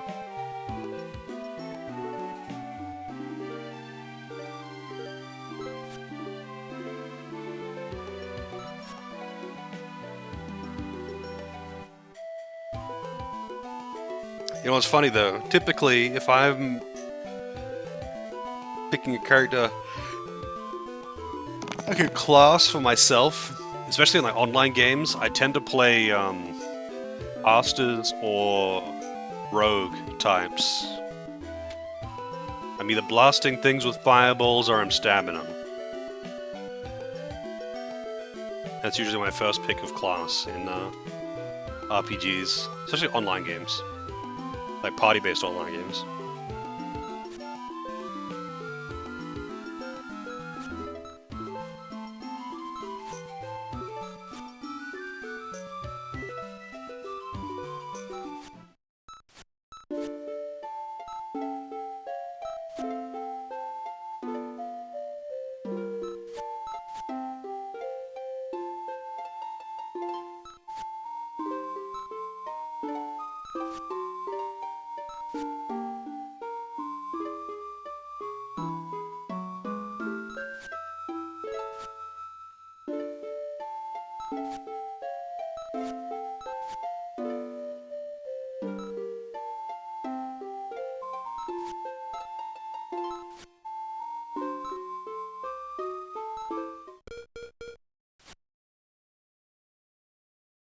Oh, really? Interesting. Although, I doubt you get as much as, like, when you go to the grinding levels. Like, you can level really fucking fast on the EXP bonus levels, AoEing down enemies, that kind of thing. And I somehow doubt that the healers don't get that much experience. I imagine they just get, like, a acceptable amount of experience compared to just someone attacking normally, no EXP bonuses, relevant level kind of stuff, right? Unless they get experience based on the target that they're healing and the amount they heal or something like that.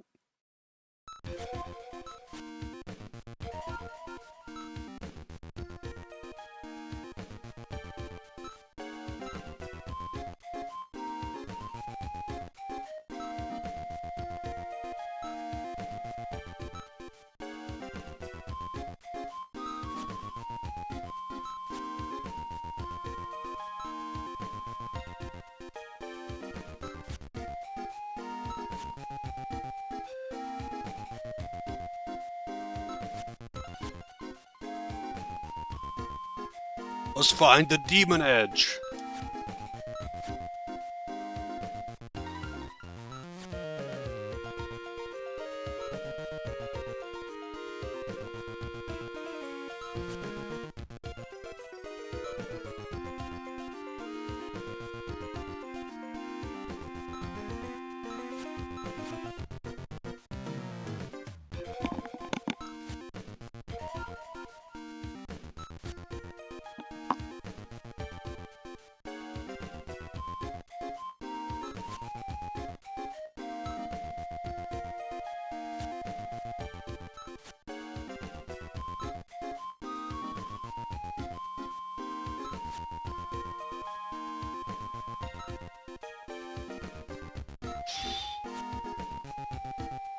Man, what is with that deadpan stare?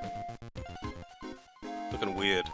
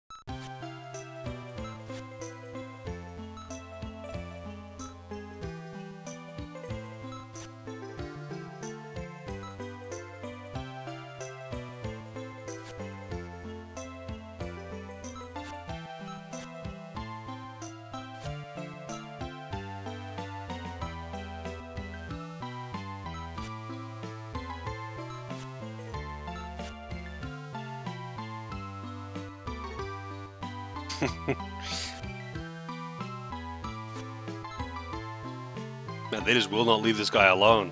How many times does he have to tell people to get the fuck out of his room and let him rest? After he nearly died.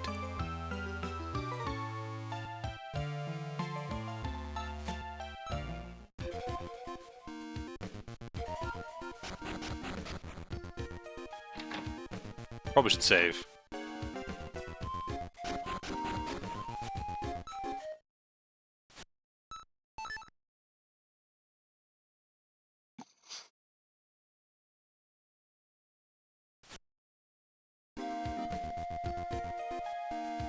Do I have any ore? I don't think I do. Nope. I think the weapon repairing is different in this too compared to the first game. So I'm curious how that's going to be. Was this one? We haven't gone to the chief's house. Nope, it's here.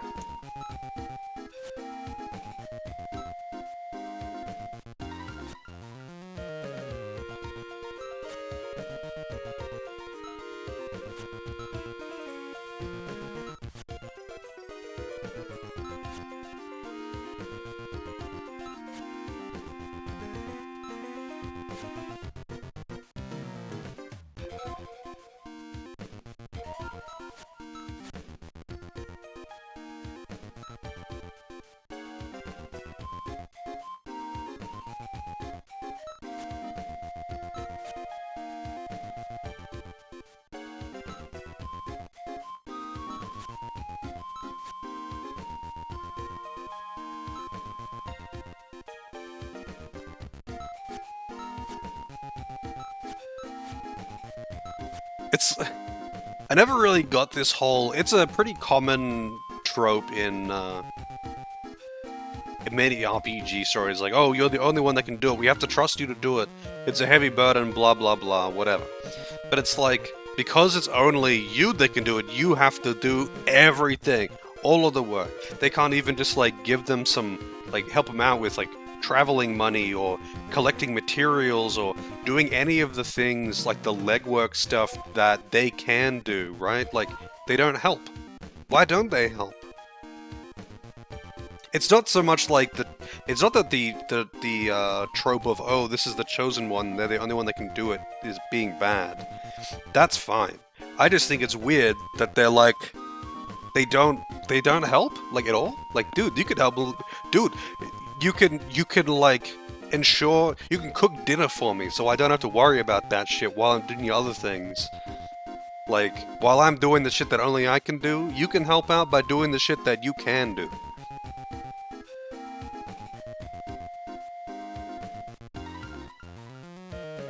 It's forbidden to assist the chosen. Yeah.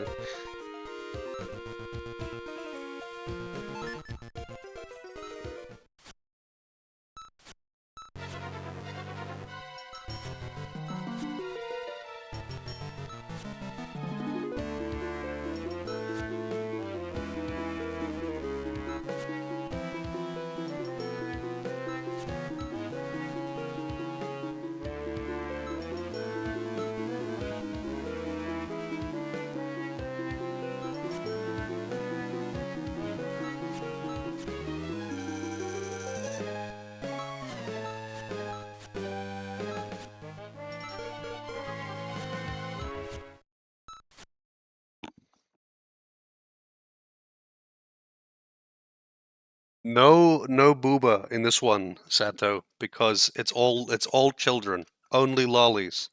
There was some heavily implied titty flashing earlier, but it was all text. I'm reviving the Demon Overlord. That's my true motive here.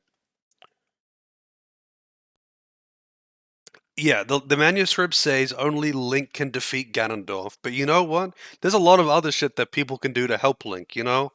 They could give him a car. They could give him some better weaponry or better equipment. They could give him some traveling money. They could help him out with whatever usual shit that he might need to get around.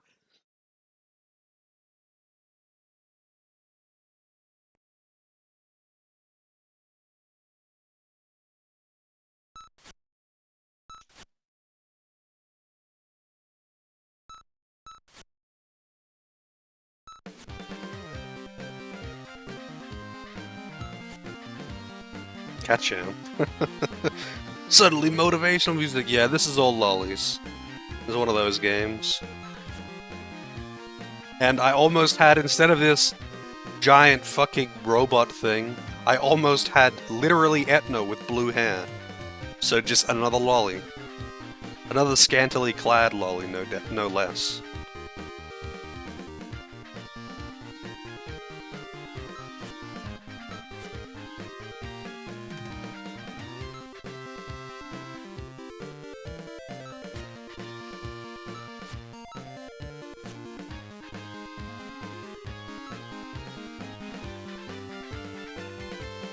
These kids, these damn kids, they should be at school.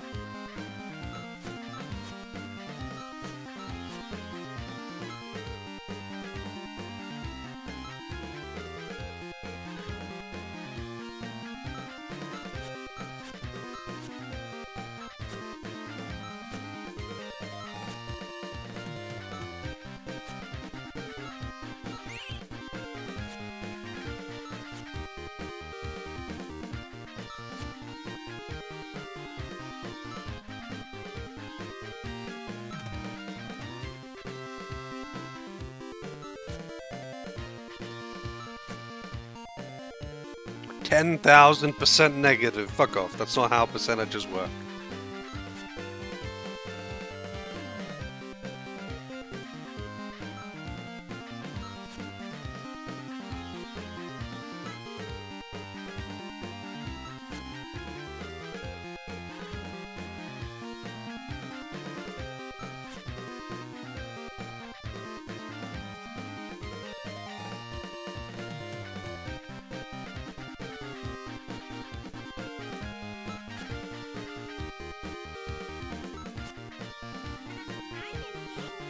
I'm in danger. I am not used to seeing you finishing your stream this late.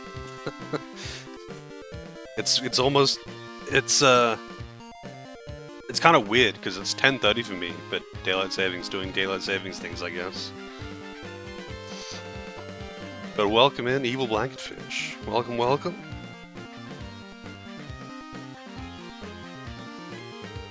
Hey, Webon. Had to get the cat job before you finished, I see. How's the Bravely Second? Resolution, this is a GBA game, Webon, so yeah. It does seem a bit weird when it's just zoomed in, right?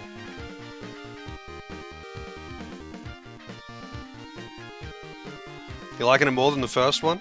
I can only imagine that it's like polished up from the first one, mechanically, at the very least. I hope they don't have the loop as a part of the story though, because that was definitely the worst part about the game, but unfortunately that's like fucking half the game.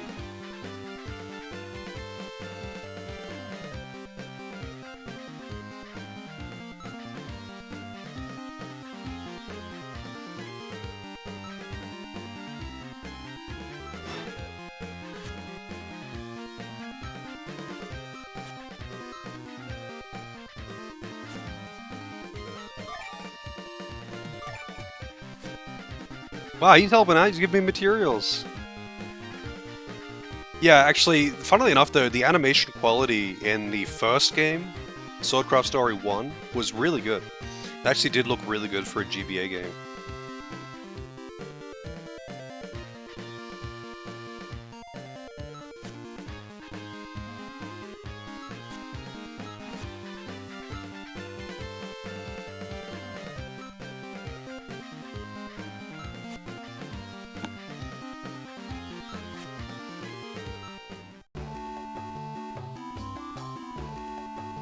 Alright, let's do some crafting.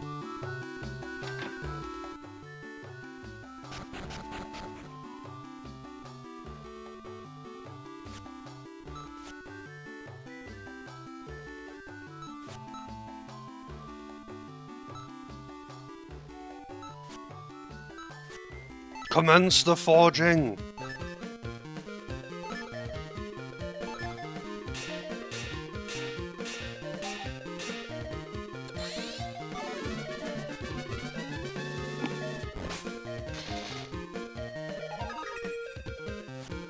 I mean, it's not... It looks better when it's smaller. Hang on.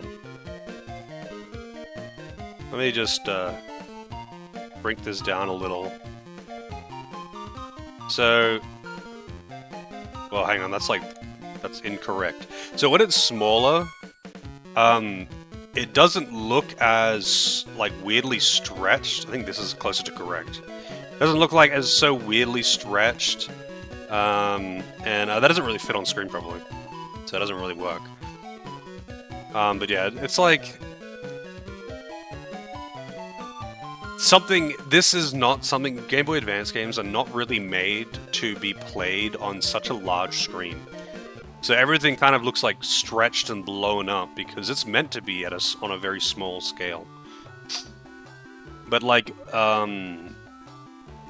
doesn't necessarily look bad at this size. It just looks weird at this size because the pixels are so much bigger than they're meant to be.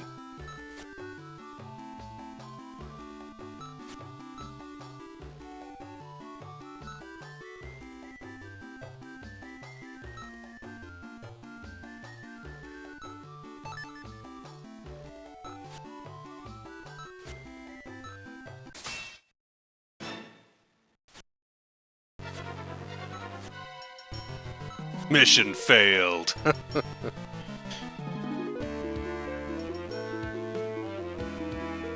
Yeah, I actually really don't like putting on the CRT filter or anything like that. I don't like that shit. Myself, but I don't mind the way this looks, honestly. It does look a bit weird when GBA games are blown up to be this big, but it doesn't bother me at all. What actually kind of throws me off is more that, like, the text boxes and menus take up so much of the screen. Because it's meant for a tiny screen, like, they have to be that large or you couldn't be able to read it or really use them properly. But on a big screen, it just looks like it's way too fucking big. Oh yeah, the buddies, the choices of buddies you have are... It was like, you get Lolly, Dog Girl, literally Etna, with blue hair. You get Shoulder Bait, or Giant Mecha Robot War Machine. That's it. Those are your 4 choices.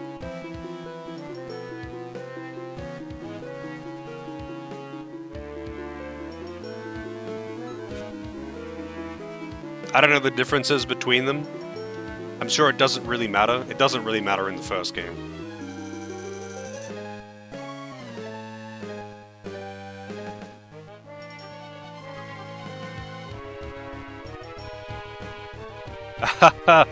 Not exactly. See, I didn't realize that it was a choice of my my Guardian when I picked it at the start, because it functioned differently in the first game how you picked one.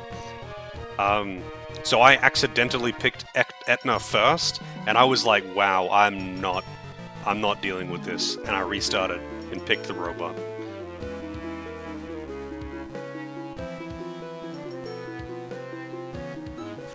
Because it's not just a scantily clad lolly.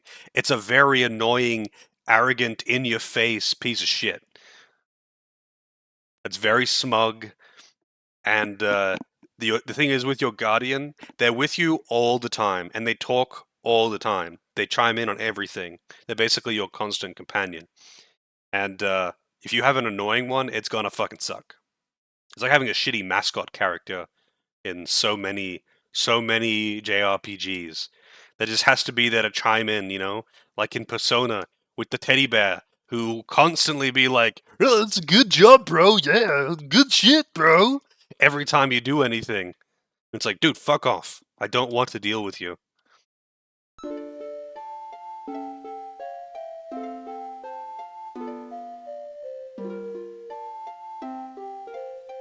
Exactly, yeah. Everyone jumps to Persona because it's so notorious for absolute trash mascots. But do you know what kind of mascots are really bad? Like the absolute worst. All of them are bad. They're all the absolute worst, and mascots are a terrible idea.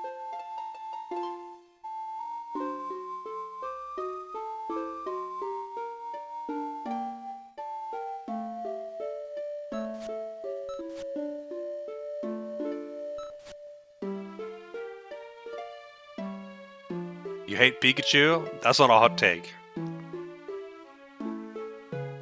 Pikachu at least doesn't talk, though, right? It just occasionally chimes in with the Pika Pika, you know? It just makes cute sounds from time to time.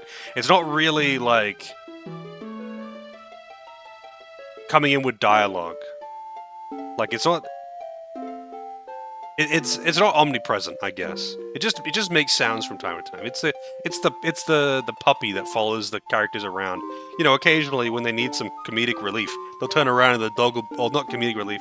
They need some kind of distraction. They'll turn around and their dog will be like rolling over and asking for belly rubs or something, and it's like otherwise not really involved. It's like Vaughn in Final Fantasy XII. He's the mascot dog character. He's there, but he's not really there, you know? He shows up in like 3 cutscenes, and otherwise he shuts the fuck up and stays in the back.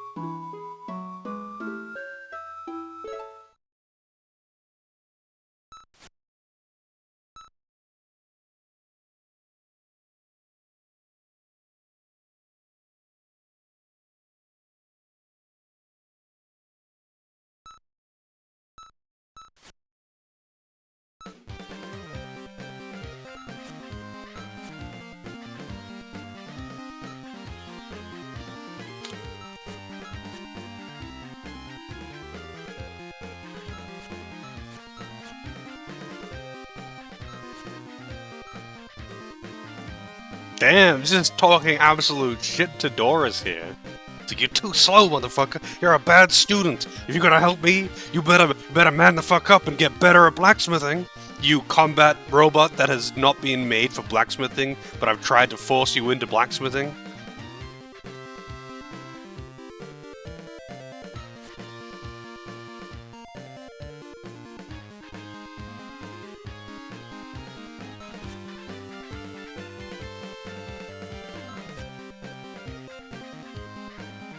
This is literally a long-range artillery robot that is made for war. And then, for some reason, this idiot kid is like, yes, I'm going to make you my guardian. You're going to help me blacksmith now. It's like, and he's like, I have literally no information about blacksmithing and my hands are not designed for holding hammers.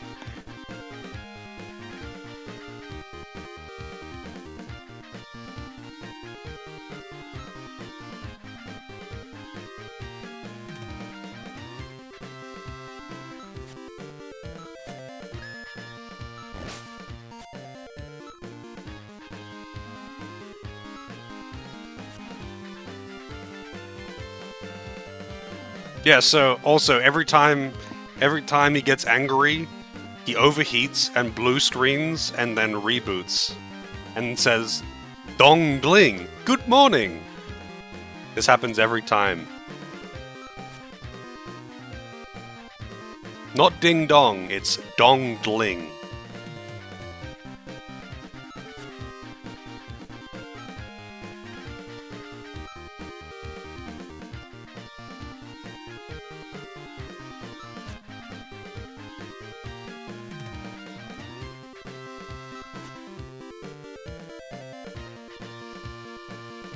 Imitating the Windows startup sound, that would be pretty funny. But yeah, he overheats and reboots.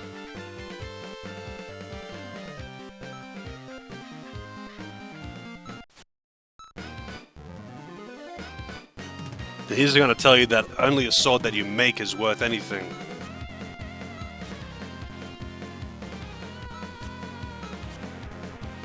Yep.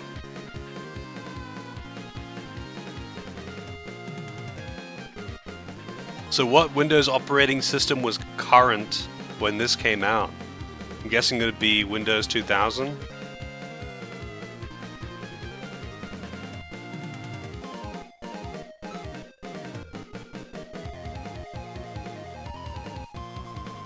You can't use another Craft Knight's weapon. That'd be like wearing their underwear, dude. That's so gross. You wouldn't do that.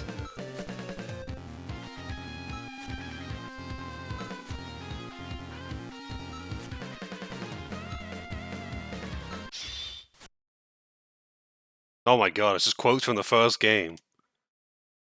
And it's that weird stare again.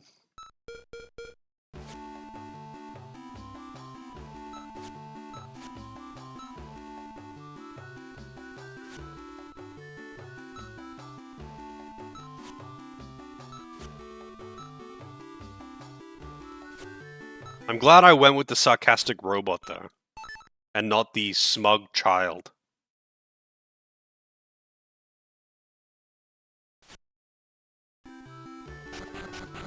XP was out in 2004? I don't know what year this game was released. Wait, do I have enough to make a weapon? I had 2 ore. I don't know if the weapon took 1 or 2 ore. No materials, alright.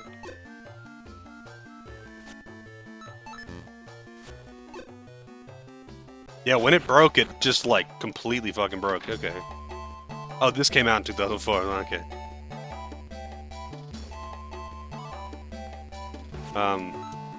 Interesting.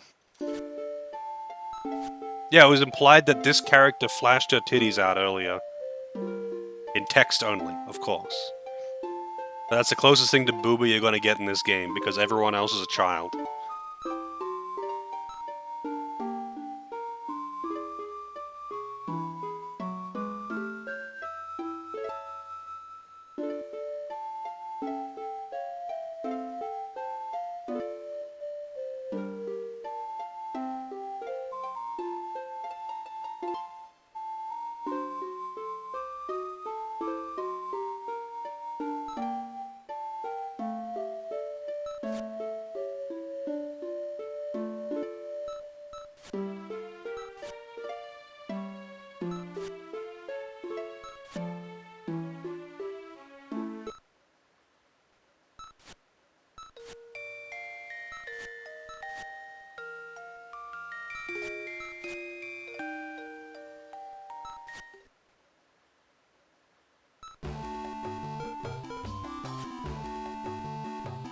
Alright.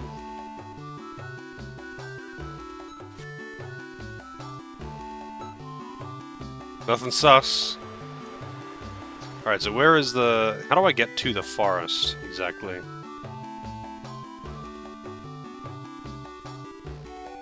Oh shit, it's one of these... The crazy rabbits. So this rampage rabbit actually nearly killed my literal combat robot that was designed for war.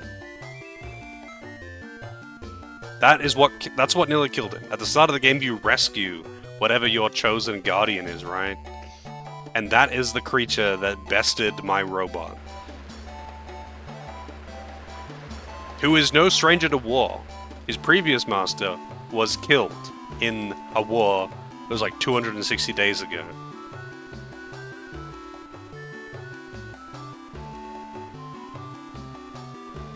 Oh, Windows 95 startup sound. Alright, hang on a second. I don't know how loud this is going to be, but let's see.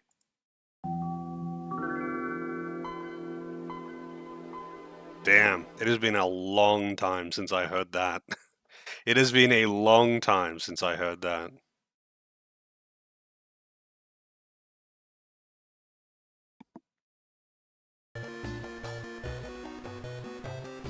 Yeah, I would say that's probably what they were going for. That's probably what they were going for.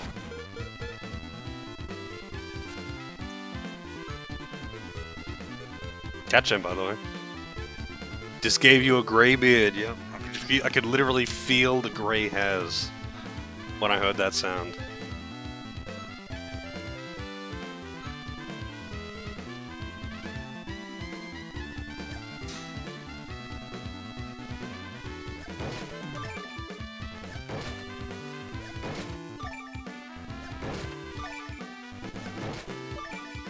Tough leather. Alright, hang on a second. Oh wait, is tough leather a material? Yeah, it's a material, it's not a piece of equipment. What happened to Beautiful Joe? It got flushed. I didn't want to deal with, oh, you died 2 times, restart game now. I don't like lives, so... Rip. Damn, you can, like, actually chain it if you time the input right.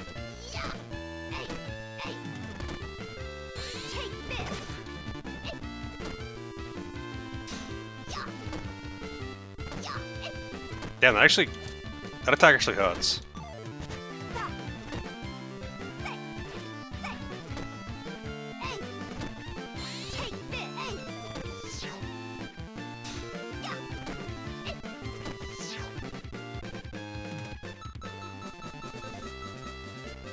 Oh, really?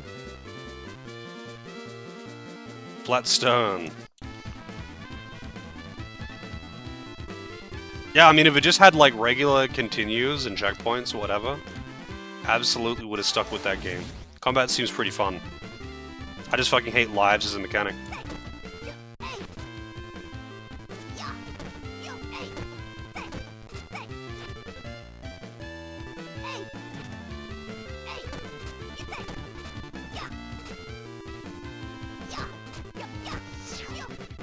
Freaking flying enemies, man. Small worm. It's not small, it's cold! I was in the pool!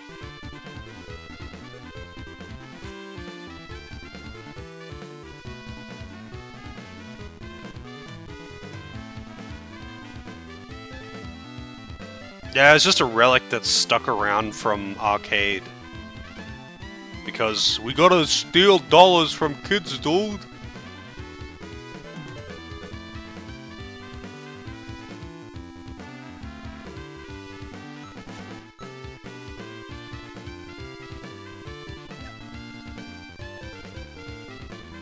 Alright, actually, I'm just gonna go make a new sword.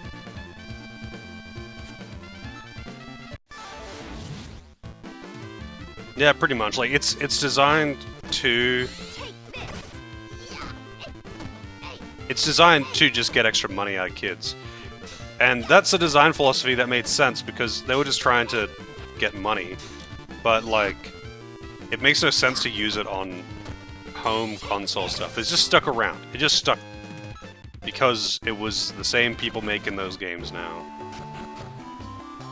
And that's fair enough, right? But I don't deal with it. Shit. Yeah, it's shit. So I'd rather just play a game that doesn't use it. Give me something hard that will actually, you know, I don't mind dying to a boss 100 times before I finally get it down. I mean, providing it's not just, like, difficult for shitty reasons. But I don't want to, like, oh, it's been 5 attempts, time to go back to the first level and farm lives, and then you can come back and fight it again. Like, no. Just fuck off. Just let me keep trying until I get it. Make it really hard. And make me try again and again until I get it. Because the boss doesn't get any harder. The boss does not get any harder if after every 5 attempts, you have to go back to level 1 and farm lives again. The boss remains exactly the same. It does not get harder.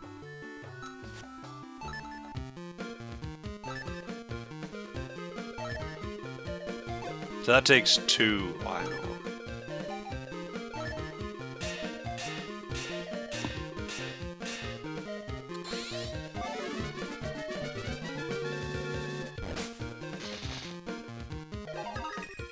Alright.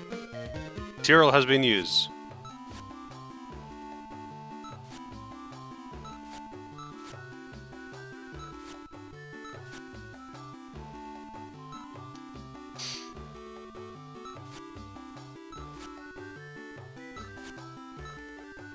Alright, we have a real weapon. Kinda weird that there's no save point at the entrance to the dungeon, though.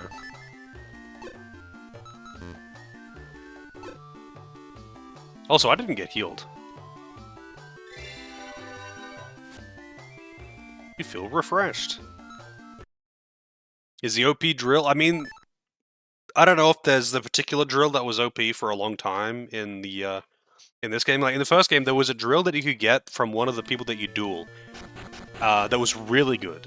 Like it was just like kind of really good for its level, right?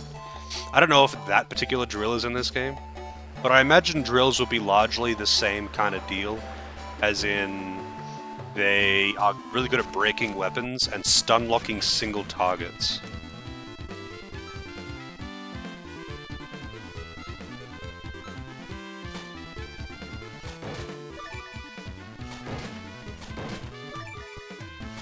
I don't know if there's any benefit to having a different weapon out in the field. Does it damage the durability?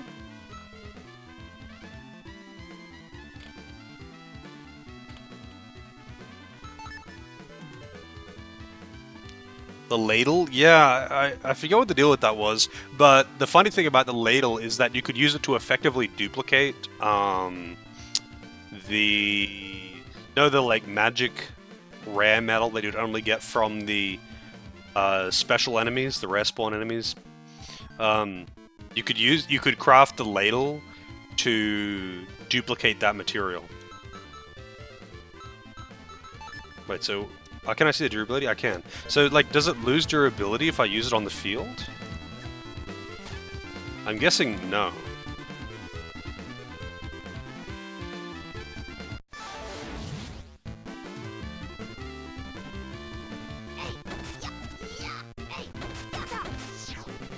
Now, real weapon. Oh, that's cool that I can use it in the field. Is there any benefit there? Like, maybe I can't, activate teleporters with it or something?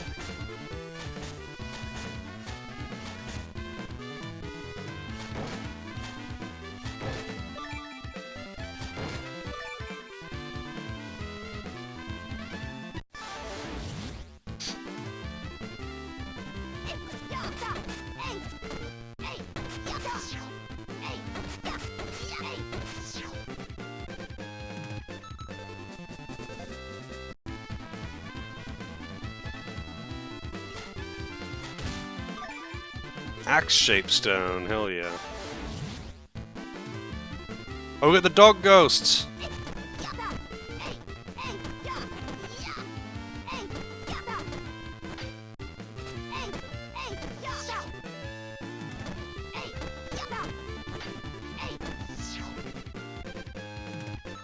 So you need them to progress? Do you need to, like, get certain tiers of weapons to be able to break down barriers and such?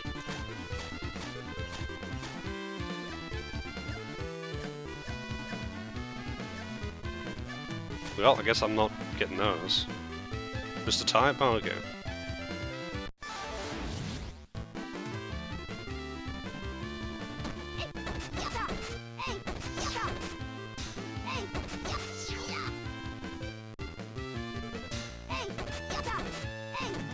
Wow, got that sneak attack in there. I thought I would stun lock it. Sword is fast, it's not that fast though. Ah, I see, interesting. Rare metal. Oh, I remember these fucking ghost things.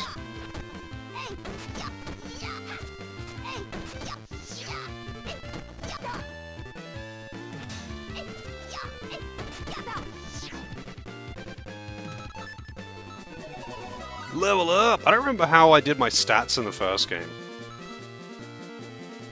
I think I just kept things fairly even. But I don't remember.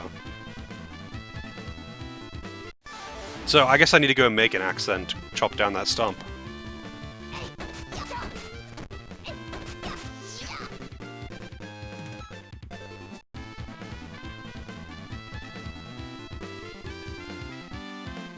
So do I have to actually keep it, like, on my 1, 2, 3? Or does having one in general just allow you to swap to the axe in the field?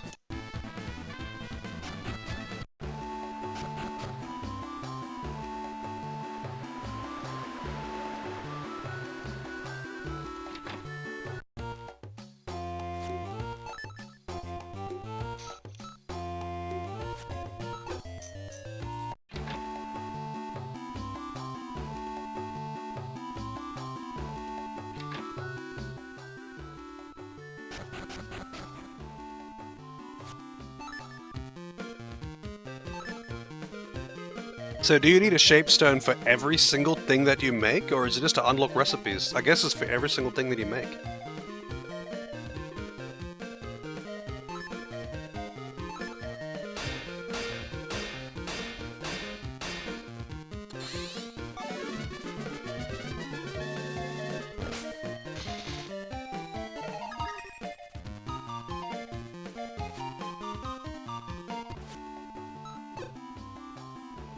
And, oh yeah, that's right, your weapons don't just get, like, a fixed amount of durability between battles in this, too. They actually slowly degrade over time in general.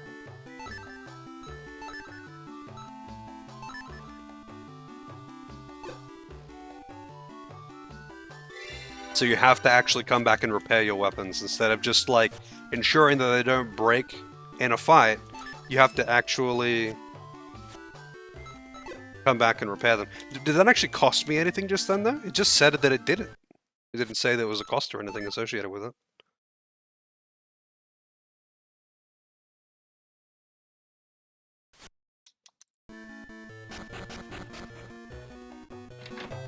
I guess now that I've crafted a axe, in general, I can probably switch to the thing in the field. But actually, I'm gonna try something. So I'm gonna unequip it. I'm gonna see what happens if I try to swap. Yeah, okay. So I can use it in the field regardless.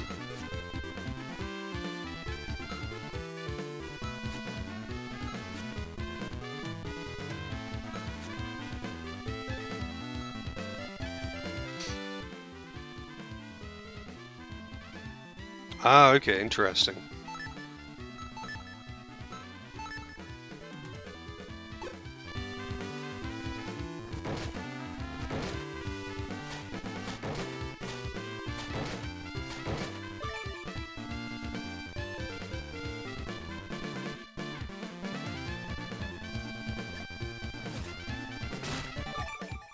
Small worm.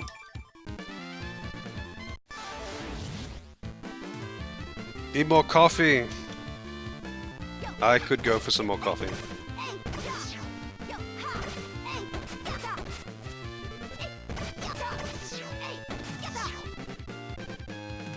Perhaps I will get some after I'm done. Charged ore. Tough leather. Why am I getting a bunch of tough leather out of tree stumps? Oh, we got a spear.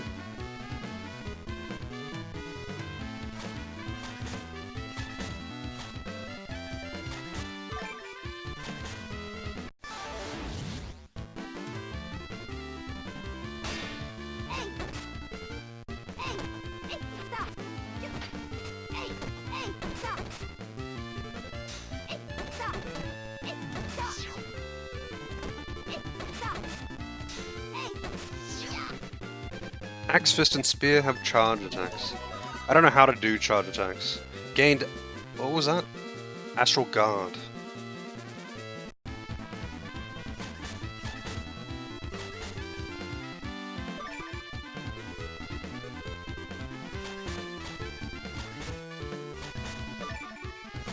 Zasso Leaf. Wowie zowie. Oh shit, we got dog. Oh, it's actually a boss. I was like, just in case.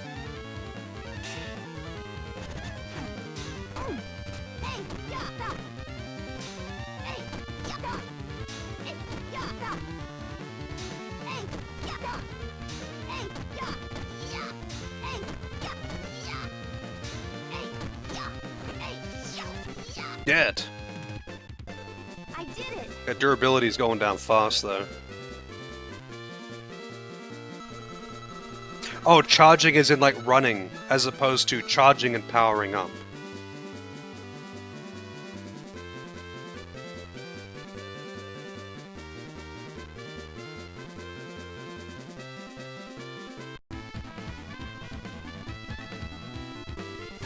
Because I just tried holding down the attack button, it didn't do anything. Actually, hang on. Yeah, it has to be the hammer, I guess. Or what about the axe? Yeah, it has to be the hammer. Oh, we got a save point.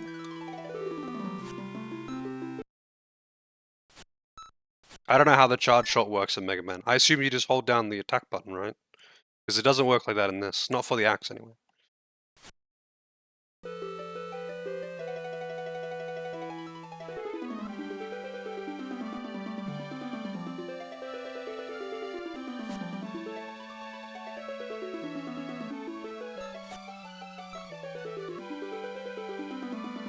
Yeah, the upwards attacks were in the first game were actually quite good, but they were difficult to do because it was like a pretty precise input.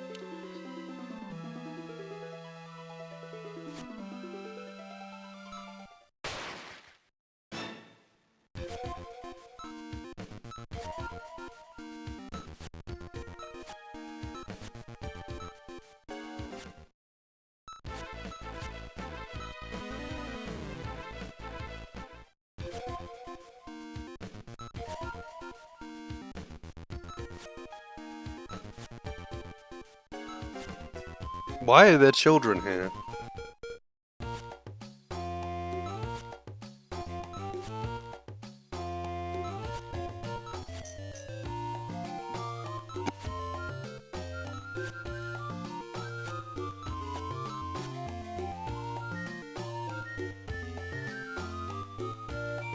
I'll try it again in the next battle.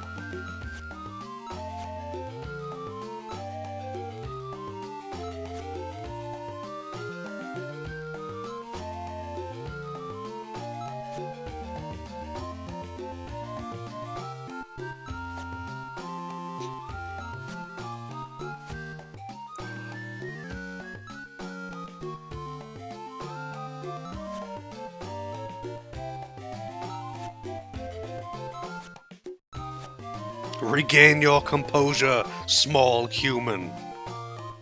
That's how you calm a child.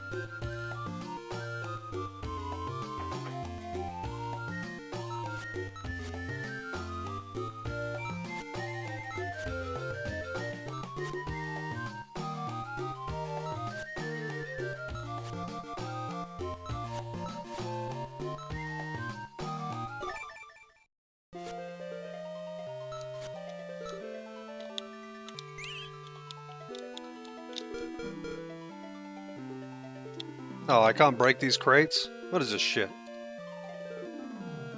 Can't even ransack this place. Can I rest in your bed? I can! That's actually kind of funny.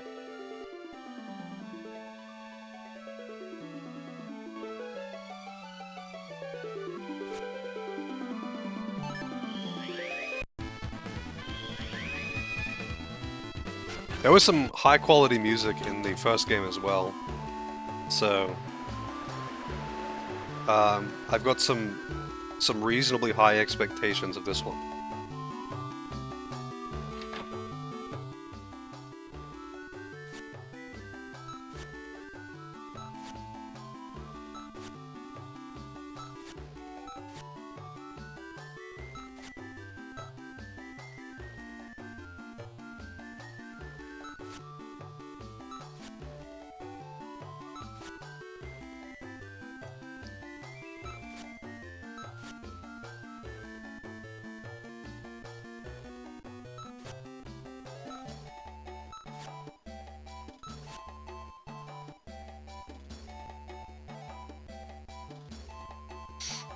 Yeah, I'm not sure how I feel about the durability, but I mean, we'll see how much of an issue it becomes. I feel like the durability would probably work out better for like bosses, but it would be kind of annoying for grinding, because it would actually force you to leave and go back and repair, right? But that's not that big of a deal, because I usually avoid grinding anyway. Because it was kind of annoying in the first game on certain bosses. If you didn't have like an up-to-date weapon when you got to bosses, it wasn't about how good at the game you were, how good at blocking and dodging and parrying and attacking and whatever. Your weapon, if it was not very good, it would just break. And that was a problem.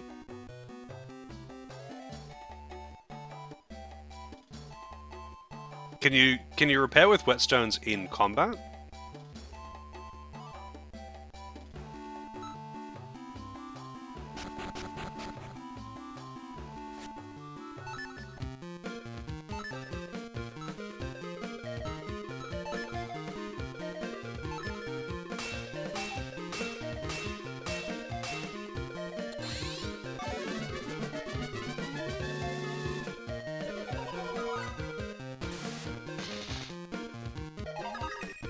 Metal spear.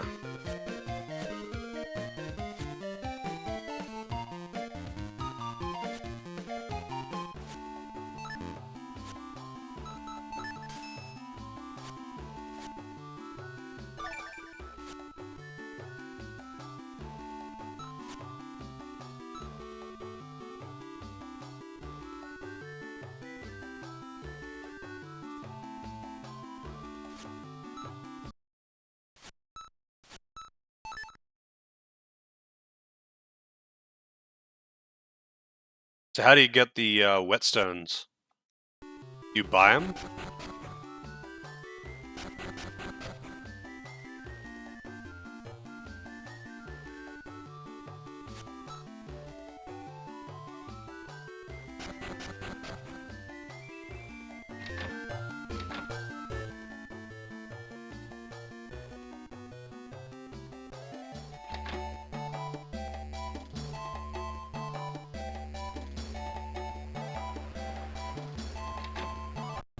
Oh, I see. So it's something that you're probably just gonna have around.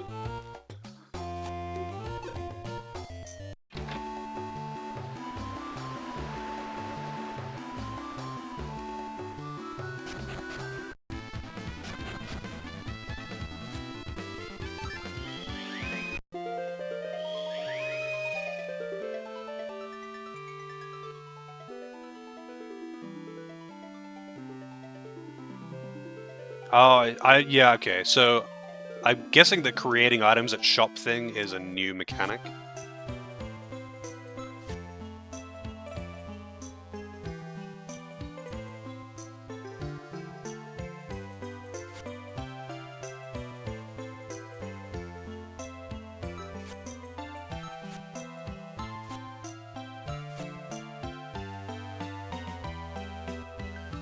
This is super duper awesome-tastic stupendorific.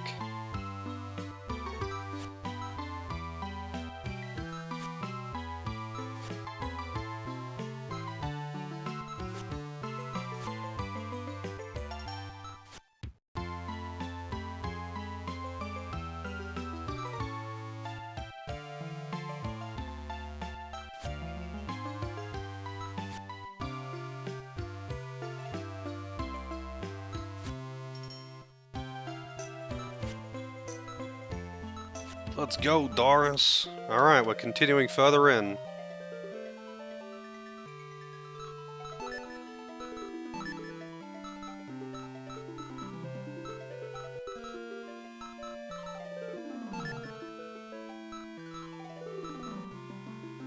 Kind of weird that that's like a higher grade of weapon for the spear, but it's the next tier up, and it still sucks compared to them damage-wise anyway.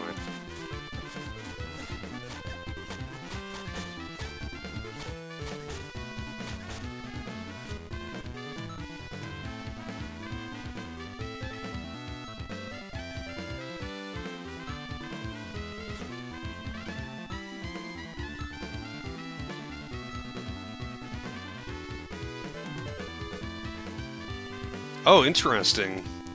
So do shapestones have their own, like, base stats or something?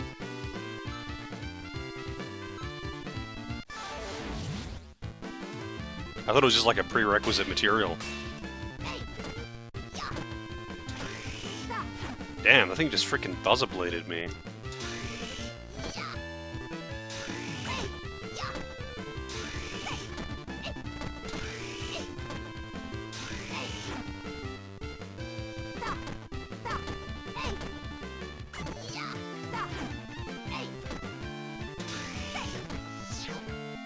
Alright, so...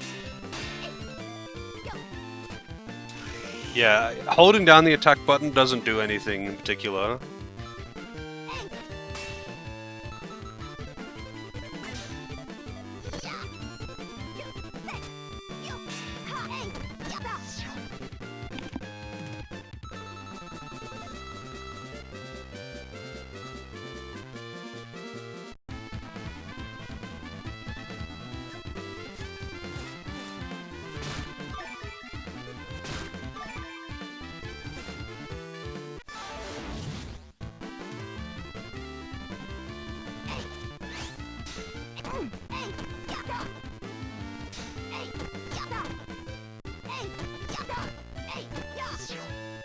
Yeah, I'll get rid of one of these enemies. Freaking wind dogs. Alright, so axe. Hold down the attack button. Yeah, it doesn't do anything. If you press the button, it just instantly swings.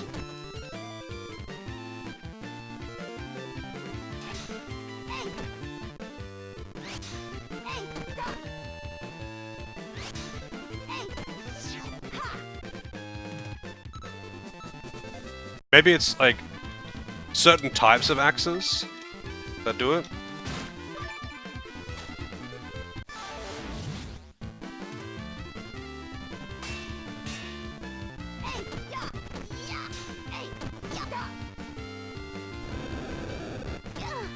Oh shit! That did a lot of damage.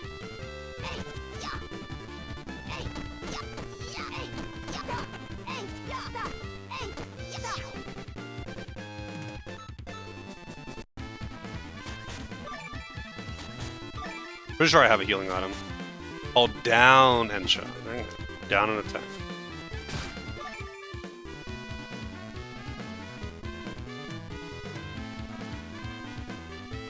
Can you use items in combat? Flatstone is durability. Disaster leaf is HP. Small worm is... you can eat the worms.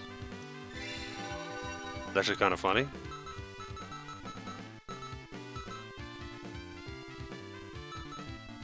So rare that nobody recognizes it. So rare that I found 2 within 5 minutes of walking out into the woods. Axe and knuckle. Okay. I'm just gonna save in case I encounter something unexpected. But I'll heal if I find a boss thing or something like that.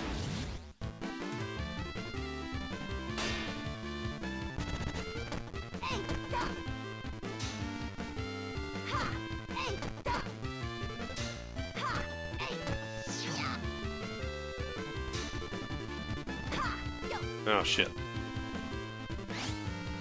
Wow. So you hold it down. I see. Takes a long time to charge up though. Eat some grass! That did some serious damage, but not that much damage. Oh yeah, so can I use items in here? I don't think I can. I think maybe if I equip them or something?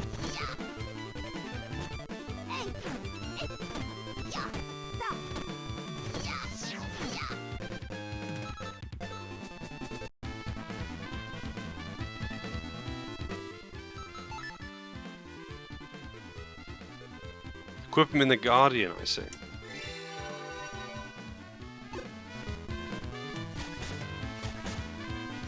I wonder if your Guardian gets spells and whatnot, right? So... healing spell. Recovers HP. There it is. Oh, it actually is a big heal. Is that once per, like, rest cycle? Sailor Scout outfit time? Wait, what?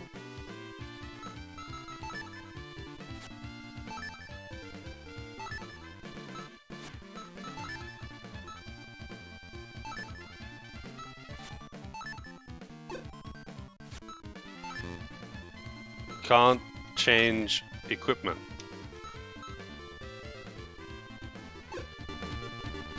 Yeah, I assume magic is a rest cycle kind of thing. Good old D&D.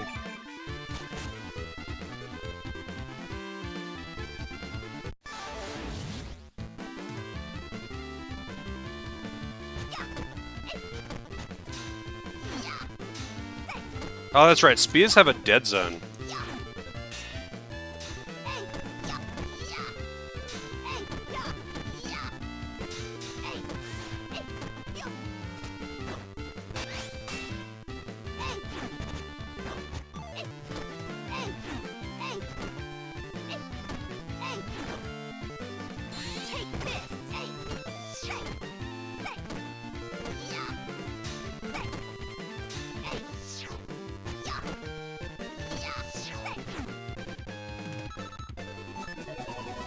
Level up!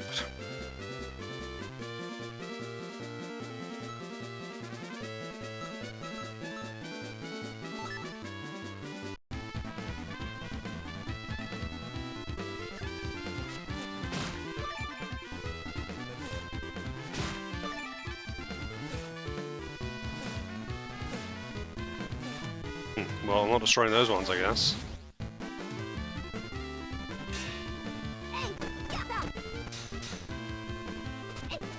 Oh shit.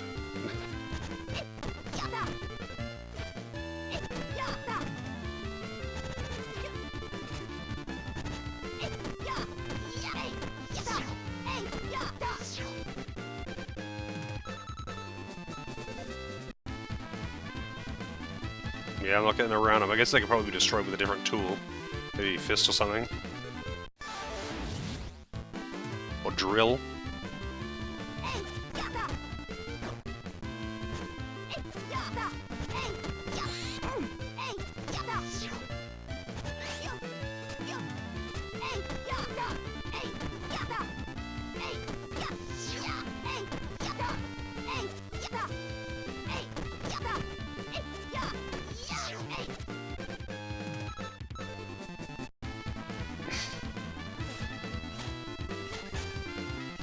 The swapping between weapons on the field to collect,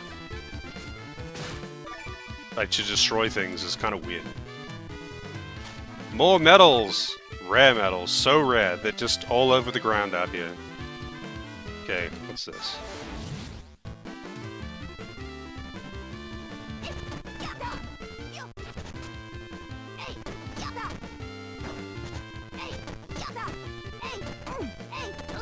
Oh god.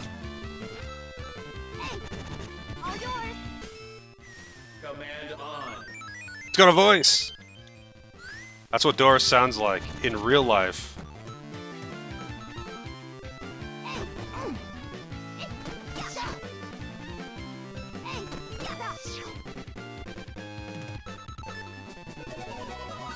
I forgot how you don't cleave in this game. No weapons have cleaving. So if there's two enemies on top of each other and you swing, you hit only one of them and the other one is not interrupted, like you can't stun lock two at the same time. I totally forgot about that too. Health recovered, but not durability, right? Yeah.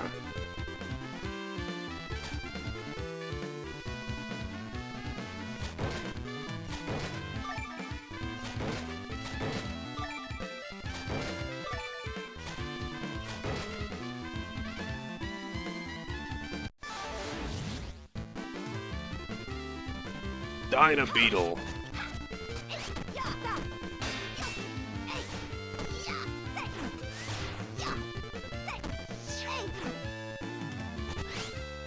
Is he freaking farting on me?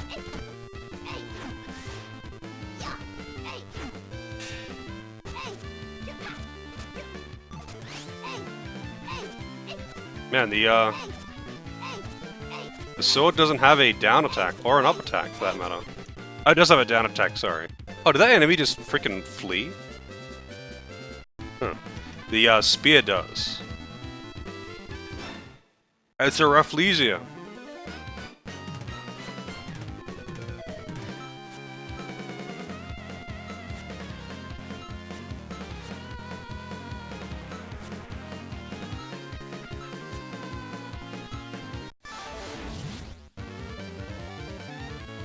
Oh shit, dude.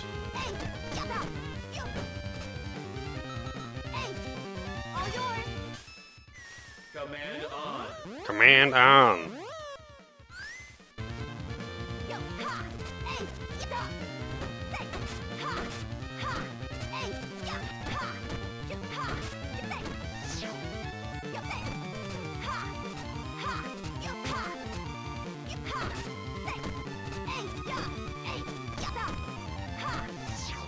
Yeah, I know my durability's getting real low. Oh shit, what is that? Oh, it spawns new enemies. Yeah, I know my durability's getting real low. I'll swap my weapon in a moment, dude.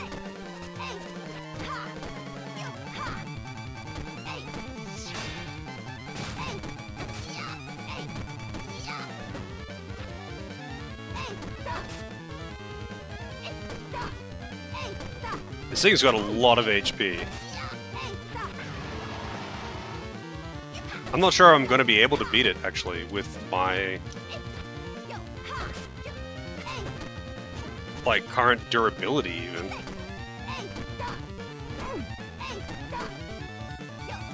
Especially with infinitely spawning ads.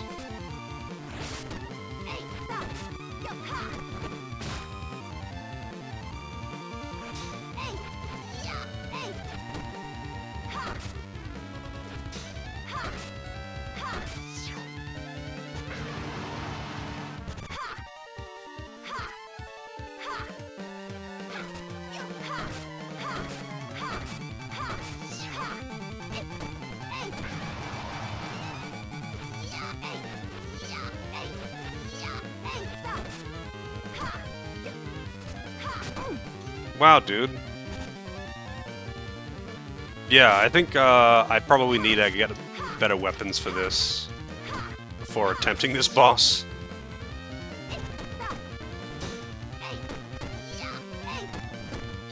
Rip! I tried to get an extra swing. I mean, I would be able to do it with that setup, but I was just trying to rush it because I've got to go in 5 minutes.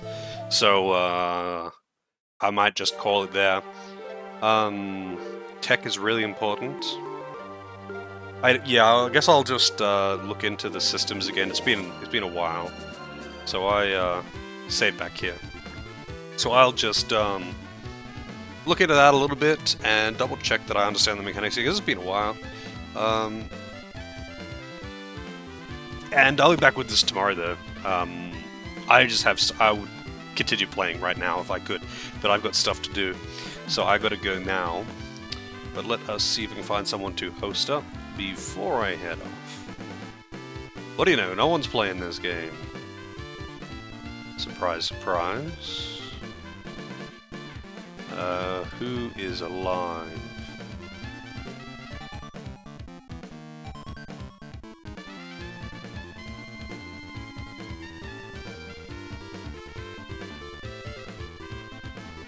Let's see.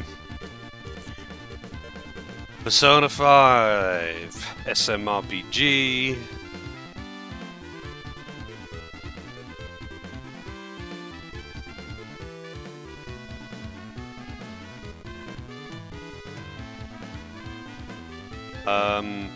Yeah.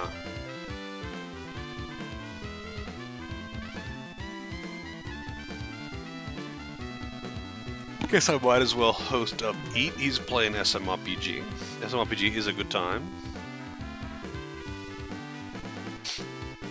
Built up by hitting or killing with a weapon. Oh yeah, that's right. I forgot about that. How you have to like get the weapon, but then you have to use it first for a while, and then you can do more damage with it. That kind of thing. You know, I actually totally forgot about that. But yeah, I'll be back tomorrow.